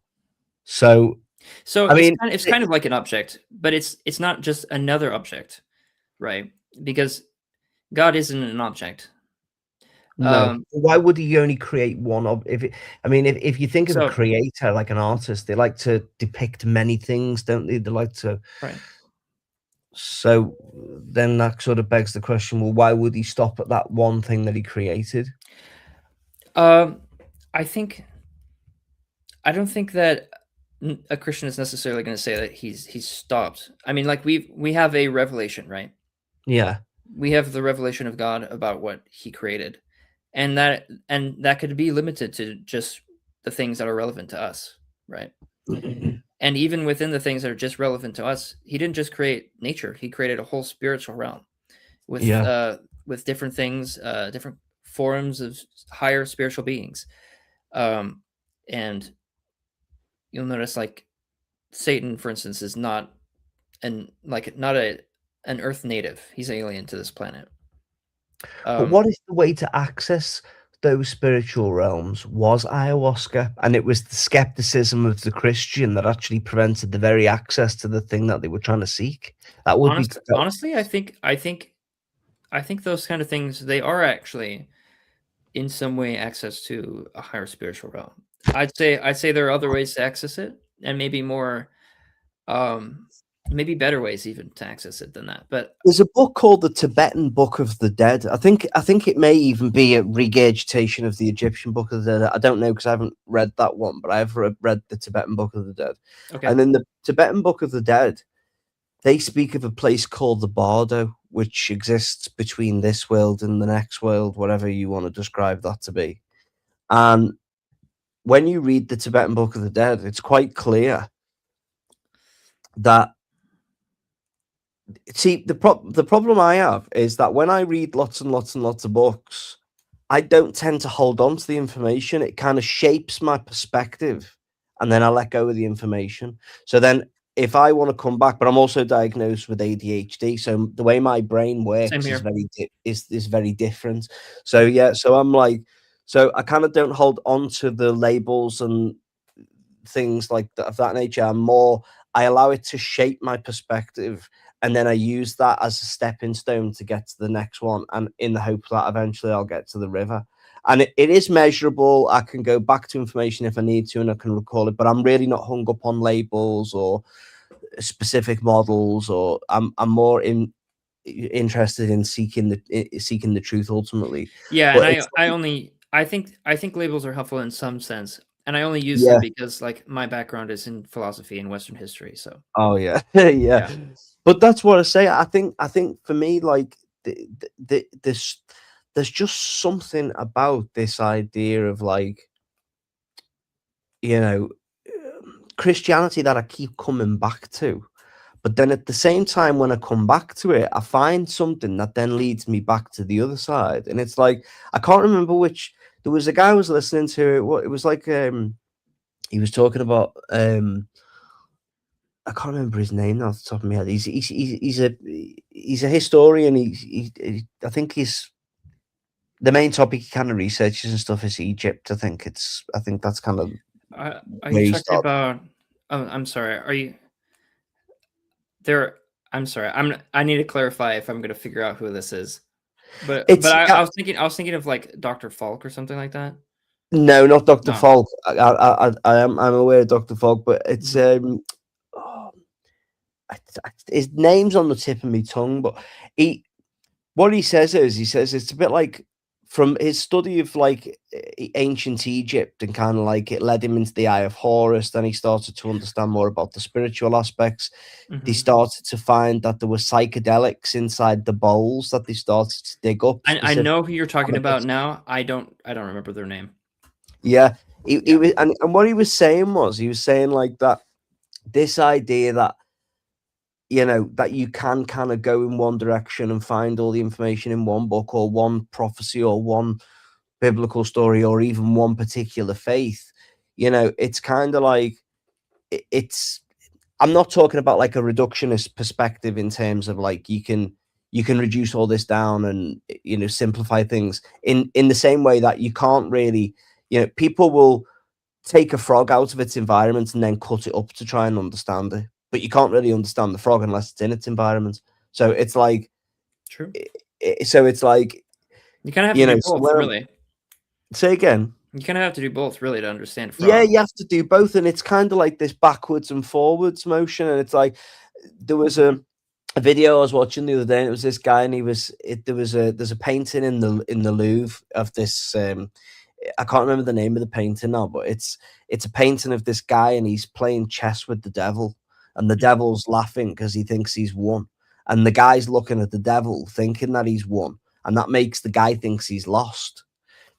And basically, there was a world champion chess player, and they're going around the Louvre, and they're in this group, and they stop and they start looking at this painting of the devil who's won the chess game. Hmm. and the guy explains to the group. He says, this is the devil. He's playing chess against this man, and the man's lost. The devil's won. The devil's laughing, etc., etc. And the group moves on, and what happens is as the group gets towards the end of the corridor looking at all these pieces of artwork, they look back and they can't see the guy's that far down, this chess player. He's still looking at the first painting. So the guy who's leading them round, the group leader, goes back to the guy at the first painting, and he says, what is it about this particular painting that you like? And he goes, well, I'm a world champion chess player.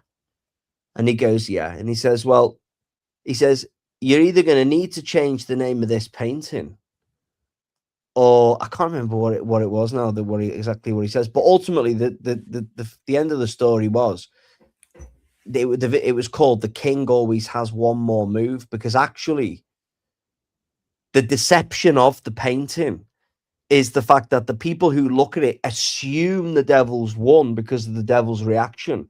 But because this guy was a world-class chess champion, when he actually looked at the pieces on the board, he realized that it was actually the man who'd won, and it was checkmate. And it's a bit like that in life. Like, we can think that we've won because of a certain thing that we come across, or certain information, or a certain book, or a certain Bible. But ultimately, I keep coming back to the same spot. Like, and that's why I kind of start when we started off this stream. It was sort of like, for me, it almost feels like we've been sold a deception, and we're actually, rather than being on Earth, like just kind of on this ball going around space, like we are actually trapped in a system. We're like sparks of light that have been trapped by a higher being for his own satisfaction. That's kind of how it feels to me. And it was that picture, that painting in the Louvre, and that video kind of reminded me. And it's like, people can come up with philosophical arguments and theological arguments about the Bible, and they can have all the evidence in the world. But ultimately, it's not that I'm a skeptic because I want to be a skeptic. It's just there's something inside me that looks at the world that we live in and says to me, there's nothing divine about 90% of this. There's so much evil in the world that it just makes me question why a god would create this system in the first place. And I think that's ultimately what it comes down to. I know what Sam was saying, and I appreciate his input, but ultimately it's like, I don't want to be skeptical for the mere fact I want to be a skeptic and I want to poke holes in people's faith and I want to poke this and no, I understand. Yeah. It's just that I feel that I need to question it myself and raise the questions within other people so that everyone can come, so that we can all come to a common understanding. And ultimately, I know it's a bit new age and this idea of we should all just love each other in peace and all the rest of it. And it is. And I'm not for 1 minute suggesting that the world should be necessarily like that. And oh shit. Yeah, but ultimately, stop there. Evil. I can see that evil has a purpose, but if it could stop there, then that begs the question: then why didn't the creator of this world create a system where it did stop there? What was the need for the evil? Yeah, and that's an important theological question. And I know a lot of people have answered that in various ways. I almost feel guilty asking you these questions because I can see the impact that these questions have when it starts to make people question their own faith. So then it's like, well, it's like this. You're in this dilemma. No. It's like, do you know what I'm saying? It's good to question your own faith. Yeah, that's what should happen. That's what should happen. So, what's your view then? What would you say? How would you convince me? Right. Okay. So, this is the bullet that I have to bite, right? Here it is. I'm a young earth creationist. Okay. And it is, and honestly it's partly for, maybe not entirely, but maybe mostly for theological reasons like that. Like the one that you just brought up. The problem of evil, I think Christianity actually is consistent if you hold to all its tenets, right? Yeah. I think the problem is that a lot of Christians, and I understand why, but a lot of Christians don't hold to all the tenets. But if you do, here's where it starts. It starts with God created man in his image, which entails that man has agency, which entails that man can enact his will in a way that contradicts the will of the divine creator. And if that's the case, then man can sin. And man sins by disobeying God. And God brings judgment because man disobeys God. And judgment causes suffering. And that is compacted upon the free will of men who exacerbate the problem by hurting each other and not loving each other, right? And I think natural evil and moral deficiencies of human beings are both adequately explained through that model. Yeah, that makes a lot of sense to me. I wouldn't disagree with a single word that you've said there. I think you've hit the nail on the head with it, but it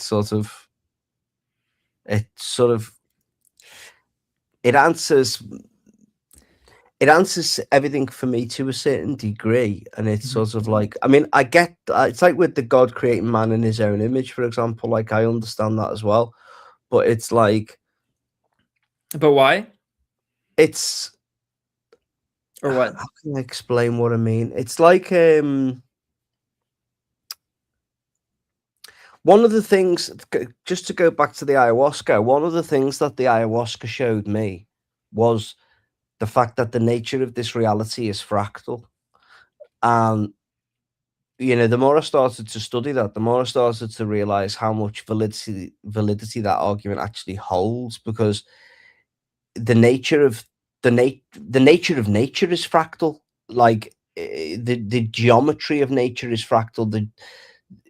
Every living thing, when you start to look at it through that lens, there is a clear pattern starts to emerge. So And you can look at the Mandelbrot equation, you can look at the galaxies, you can look at life forms, DNA, Mhm. the seahorse, all these things can sort of be, I wouldn't say reduced to an equation, because I think that's the wrong way of looking at it. I'd say more there is a blueprint for life, which kind of indicates to a creator. Yeah, But I at agree. the same time, it's sort of when you look at it through a biblical lens and you start to look at the cast that the creator imparted on his creation of Satan and the angels falling, and then that starts to raise questions in me, where then I think, well, like we said earlier, God exists outside of time and space, so he Right. already knew at the point he created the universe exactly as it was going to. In fact, he didn't create it to play out, because in his reality, from the higher perspective he sits, it's already played out, because as I said, it's more like a ball that he can hold in his hand. Like, he can see the beginning and the end in his hand, like it's an object. And that when you have the DMT, when you speak, you actually speak bubbles which are like objects, and this is a common Hmm. thing that happens to people who have this experience. You create objects which are, from our human perspective, the reason people find it so mind-blowing is because it's higher dimensional. Like, you can see a cube from all sides at the same time. Like, well, a cube becomes a tesseract because you are clearly in a higher dimension, or viewing three dimensions through or viewing higher dimensions through the lens of your human knowledge of three dimensions. So although you don't quite understand what it is that you're seeing, you do understand the general rules of geometry and the fact that you're now on a higher plane. So there is a consistency there for me. And rather than pointing away from God in the Bible, it actually points me toward it. That was kind of the argument that I was trying to make earlier. It's like, I don't think these things necessarily contradict each other, but instead more complement each other. But Yeah. it's just when we get to this cast of angels and demons and the evil aspect of it that it starts to unravel slightly for me. And Hmm. I get that there may be good reason for it, but then, it's like I can only paint what I know. I could paint a picture of Right. something I've seen, or something I'm aware of, or something I've read. I can only create from that which is inside of me. So then if we extrapolate that and we kind of look at it through God being a creator, then the evil that Satan has must have therefore come from him. And it's kind of, so then are we talking about a God that is both benevolent and malevolent? Like, is like the yin and yang that the Chinese depicted, that symbol, you can't have darkness without light? Is it kind of that? Mhm. And So that's where yeah, Christianity says God is good. Well, to me, that's reductionist in the sense that you're basically stripping half of his character away. If that makes sense. that depends. That depends on what you mean by good, I suppose. But just going back to the idea of like Satan is evil, right? Yeah, But the question is like, well, does is that because God created him evil, right? And in a sense, like you could argue, well, if God has foresight of all the things that he's going to create before he creates it, right? yeah, And then he creates everything, then technically every minute detail he was aware of, right? So he was aware that Satan would become evil, right? So in that way, he did create evil. But then the question is like, did he have a good enough reason? Like basically what Sam was saying, does he have a sufficient reason to do that? And I think the answer would be emphatically yes, because basically what he's showing by uh, creating free will agents like the so I think angels have free will, right? And so free will agents like angels uh, who rebel, uh, he's kind of he's kind of he's kind of putting he's putting two paradigms, I guess, against each other. For instance, like Adam and Eve, they have. So here's a careful reading. Did they have knowledge of good and evil? Right. And they before they eat of the tree of knowledge of good and evil, they don't. Right. No. So what does that mean? I think it means they certainly can obey. They can certainly do things for or against God. They can listen to God, and they're culpable for those actions. But do they grasp the do they grasp things like like a moral intuitions? Like, do they have shame? Do they have a sense of the gravitas of sin, for instance? And and in one sense, it's a burden of knowledge, right? If you have a lot of, it's sort of like, like the with great power comes great responsibility kind of thing. Yeah. Is if you have a lot of knowledge about something, you are therefore, and this is sort of, Jesus talks about this with his parable of the talents, right? Like, some person gets 1 talent and then they bring back 2, they're rewarded equally as well as someone who had 100 talents and brought back 200. And why is that? Is because God is giving any given person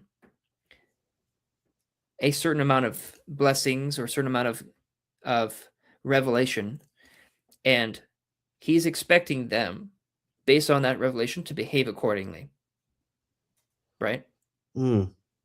So the angel has the knowledge of God. The angel sees God create the heavens and the earth, right? But the angel rebels. What are they culpable for? They're culpable for the full knowledge of morality, of the creation, of everything. Adam and Eve, well, Adam sees God create some animals, some trees. He plants. He's a part of the Garden of Eden, right? Yeah. He is given 1 command, and he's not. He doesn't have any moral intuitions in the same sense that we would have now. So what is Adam culpable of? Probably a lot less. And honestly, that's the reason why he's able to create a structure of redemption for for humanity, whereas angels get no redemption because they don't have any excuse. So that's a dichotomy here. If we try to, like, if you mentally try to, I know this is like a massive oversimplification of this, but like just more for the analogy of it. Mm-hmm. Like, if we imagine God kind of standing there holding his creation, which is the universe and everything within it, then this aspect of agency is kind of, I mean, whether or not we have agency, I mean, obviously certain people will argue we don't have agency and that everything is already set out in stone and it's going to start like this and it's going to end like that. If there is an element of agency introduced to it where we have free will, ultimately God's creation as he's holding it. So it's imagine like holding a bauble in your hand that is set. It's painted a certain way. It's never going to look any different because there's no agency contained within it. If there was agency contained within the object you'd created as a higher dimensional being, then you would see the hue of the object changing as the agency of those inside it begin to play out. Why? Because does God have agency? Well, God has agency, yeah. Right, but does he change? Well, from our perspective, he's looking from a highest perspective down at the creation, isn't he?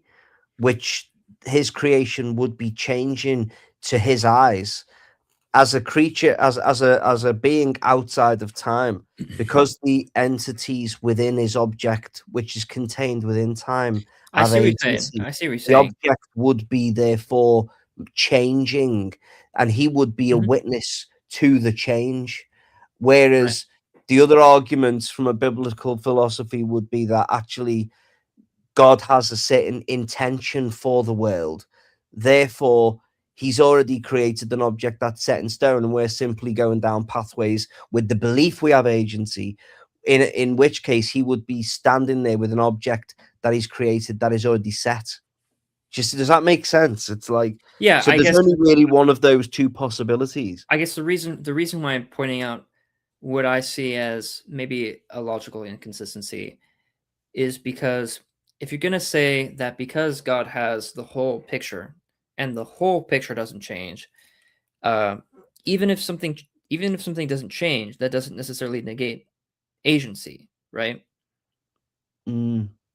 So we could say even if things never changed, that things still have agency. For instance, we can say that God has agency, yet it also says in Scripture he doesn't change. But say obviously God exists outside of time. He's holding an object in his hand Right. that contains time, and I've got agency within that object. One day I decide to wake up, and rather than turning left down the road, I decide to turn right. God, outside of time, would surely be looking at an object that is changing based on the agency of the things that are contained within it. So, like, Well, he is. it would almost have a bit like if we think of like not thermodynamics, the stud like so imagine like an object that contains fire to us, and we exist within time. But obviously, if we created an object that contained fire inside it, the object would be continually changing, because you would argue the fire has an element of agency, like in that sense. Like, it doesn't necessarily mean it has agency. It just, from our perspective, because of the nature of its random movement, one might assume it has agency, when in actual fact, if you had a quantum computer powerful enough, it could probably calculate all of those movements that it would make based on the thermodynamics and the various things that were at play. So Maybe. it's like, but whereas the argument I'm making is more like, if God's created a creation that, and he's given agency to the living things he's created within it, I mean, he can still see the beginning and the end. But as he's watching the object, the beginning and the end, if you imagine it's like strings, like string theory, for example, and let's say you have a definitive beginning and a definitive end, Mhm. the ends of the strings are going to be moving based on the agency of the individuals at any given time. Does that make sense? It's like, Right, it makes sense in the temporal sense, it makes sense. But then imagine all of history is played out, okay? All the decisions that you've decided to do have already played out. yeah. Is it any more moving in that state, right?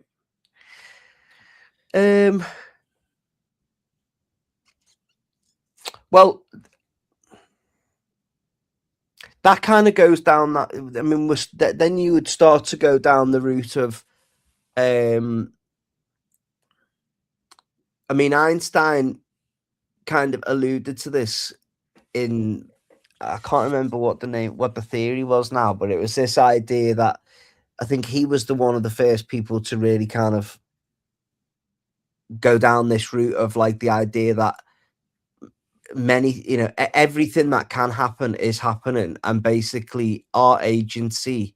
I mean, and this kind of touches on the idea of the illusory world that we might or perhaps live in, is the idea that like every possible outcome or every possible choice that we could make has happened, and the agency that we exert is actually kind of taken us down one of those given routes of possibility.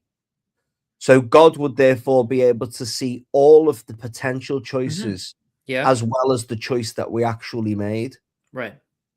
So, but then you're introducing something in addition to just time and space, because now you're going into like this idea of, like, say, for example, a tesseract. Right. So then, so I can, because that's ultimately what I'm trying to get to, is I'm trying to, I know Even there's this that, idea that if you see the even that. face, you can't see the face of God, but I think that we can get to a point So where like, we can sorry. go on. No, sorry, go on. Oh, okay. So like you can imagine though, like even given that, imagine a world with the infinite branches of possibility, right? Like you have the multiverse Yeah, of possibility within our own world, right? And you have all the choices that you're going to make, all the choices, the variations that you could make, how that ripples out. yeah, Um the thing is, like, yes, God can see that. God can see and God will know, because he is, based on the definition of God that the Kalam and all these arguments are using, it's something that has to have sufficient knowledge of the universe, right? And that's going to be yeah, infinite. And God, because he has infinite knowledge, he knows all the things that you could possibly do, but he also knows the particular things that you're going to do. So there are two questions here. There's the globe that's stagnant here, and then it's not actually a moving globe here. It's just, if you overlay it, it's all the possible potential globes, and then the one that's actuated. And the but one then and the one that's that's actuated, kind of that's where I get stuck, because when you said then, like, if God knows what we're gonna do, then Mhm. how can you simultaneously make the case then that we have agency? Well, you can think about it like C.S. Lewis uses like the author analogy. Are you familiar with Yeah, that? So basically, it's like, imagine someone like, I think it's funny to use Tolkien and not C.S. Lewis. Imagine Tolkien has he has his Middle Earth, and in it there are elves and dwarves and hobbits and humans, right? yeah, Goblins, etc., and orcs. And you've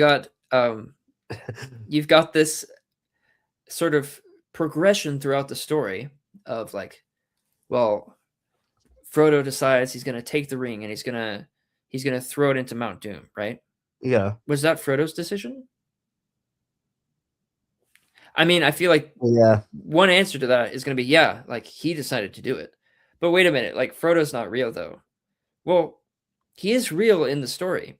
yeah, Likewise, like, because God is infinitely powerful, we are literally real things. We're substantiated by his power. yeah, But we also have agency though, right? In the same way that an author writes characters that do things according to their motivations, their own wills, right? yeah. That's why I appreciate like these types of conversations, because the way my brain works is I get a lot more out of these conversations of like the back and forth and kind of the abstract thought, more so than I do necessarily get from scripture. But then I'll Mhm. go back to the scripture, and then there'll be things that we've discussed. It's like I've never heard of the Kalam before, so like that's new for me. So Yeah, like, it's a great argument. You should really dig into it. Try to see if you can. It's even if you you believe in God. Try to see if you can refute it. Right. yeah. Try to push How, back so how against it. did you come across the Kalam then? What was? Honestly, like really early on, that was one of the first arguments I heard for God, and Yeah, it kind of coincided with me trying to rationalize why I believed in God, and I kind of came yeah, up with a similar argument on my own. Um, yeah. and it's very popular. It goes back to like people like Aquinas. He has his five ways, right? And in the Summa, for instance, I think I have it. I think I have a copy of it. Yep. So here's the Summa of the Summa. So Oh, cool. this is the abridged of the abridged, All basically. right. That's what it means. And but basically he goes into, for instance, arguments for the existence of God. He calls proofs of the existence of God. It's sort of like chapters 1, 2. Uh, Okay. and he goes through these five ways, and some people say three, some people say four. of the 5 ways are all cosmological arguments of different sorts, Oh. which sometimes you can group them with arguments for contingency. So, like, let me show you. You'll notice there's a similarity between this argument right here. Everything that begins to exist has a cause. Premise 2, the universe began to exist, therefore the universe had a cause. So, like, the cause for the universe has to have a sufficient reason. Argument for contingency, not sufficiency. Argument for contingency: anything that exists has an explanation of its existence, either intrinsically or extrinsically. The universe does not have to exist by its own nature, therefore it exists extrinsically. Therefore, the universe must have an extrinsic explanation, God. So it basically, these arguments are both pointing to the fact that there are things that are they're self-sustained, they're self-sufficient, they don't require anything else for an explanation. And then there are things that do require other things for an explanation, and those are things that are caused. Basically, the premise of the premise of the cosmological argument is that there is something that is self-sufficient. It's not contingent on anything else. It's not dependent on anything else. That's what that means. And that thing that is self-sufficient is going to have to be God, because the self-sufficient thing needs to be able to create everything else. Everything else is dependent on that self-sufficient thing. It's fascinating, isn't it? When you, I mean, that I am gonna look a lot more into that, because I think it's. I mean, it's just a shame I found it so late, really. But I think it's definitely holds a lot of credence. I think it's like when you think of cosmology, like the cosmological concepts, and it's like, it's like, many, obviously, if you go back in time, people thought we lived on the earth and it was flat. And then later there was this idea that we lived on a spherical earth, and, then like the idea of like heliocentrism versus geocentrism, that like and it's like, the sun rotated around us. And I actually think, I mean, the irony is, I look at both. I mean, I remember when there was that whole thing where people thought the earth was flat again, and it was like people were like, going and getting these cameras that have massive zoom lenses so they could prove that there was a boat over the horizon, and like just crazy, and it's like, but actually, I think it's not that I think both are true, because we clearly do live on a sphere, and it's kind of like, it bears out in science, but I think there is truth to it, to the extent that I think we could live on a flat plane that is curved in space time. So therefore you can kind of make the argument that it's actually, that's an interesting point. Yeah, if you're thinking about like Einstein's relativity, like general relativity. So it's relative. So we do live on a flat plane, but it's, and to be fair, most things are relative. Like the reason why a lot of people think that we live on a flat Earth is because it feels flat. Like from our experience, but that doesn't mean it's true just because like it feels this way. But then again, relativity would say, well, to an extent, it is true because you feel that way. That's the whole premise of time being relative, right? Which when I started looking into, like, I got interested in kind of like cosmology and understanding space and different things, and like, and then when I started to research a little bit more about the planets, and I realized that Saturn had this perfect geometric hexagon on its north face, and I was like, that just completely and utterly blew my mind. The idea that there could be like this perfect geometric six-sided shape, because then it's like this story in the Bible of, Jesus being nailed to the cross. It's almost like on a cosmological level, a bit like, the sun, which is the light of the world, which is like spirit, if you could think of it like in terms of it's not really a solid in that sense. It's a plasma, it's like it's a spirit, if you think of it like that, and it's like, but then the light of the world, this plasma, is being nailed to the cross in terms of Saturn, which is which sounds very like Satan, which is like got the six-sided hexagon. And then you start to look at the Star of David, which has 6 points surrounding 6 triangles around the six-sided hexagon, and you think of the mark of the beast. So it's like there are all these little things that kind of like just flow through my mind's eye, which kind of like could be completely separate and have no relationship whatsoever. But then it's almost like there is a cosmological play on a grand scale, which is somehow mirrored on it, on Earth. And it's like, but then you think, well, it would make sense that it would be mirrored because everything is just a smaller version of. It's like if you look at an electron going around the center of an atom, as it goes around the nucleus, it's like, if you look at it from a ratio perspective, the distance of the electron from the center of the nucleus is very similar on a grander scale to like planets going around the center of the sun, and then the sun going around the black holes. And like, it's you when you start to like perceive in your mind's eye the mechanisms involved in that. Right. It's a little bit different of a process, but yeah, definitely in some ways very similar, mirrored. Yeah, but like then you were saying, because we exist on the surface of the Earth, it's like going back to like Einstein's theory of relativity. It's like the fact that it is relative to us. It's like we almost exist, and I think this goes back again as well to like the ayahuasca. It's like when I had that experience, it's a bit like the Mandelbrot equation. It's like, you can keep zooming in and zooming in and zooming in and zooming in, but ultimately, you can get to the position where actually you can zoom out and see the whole thing.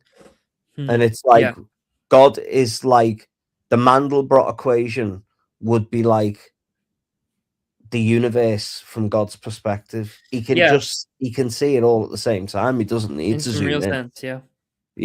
So it's kind of like that's where to get to. But then that only leads me to more questions of like, well,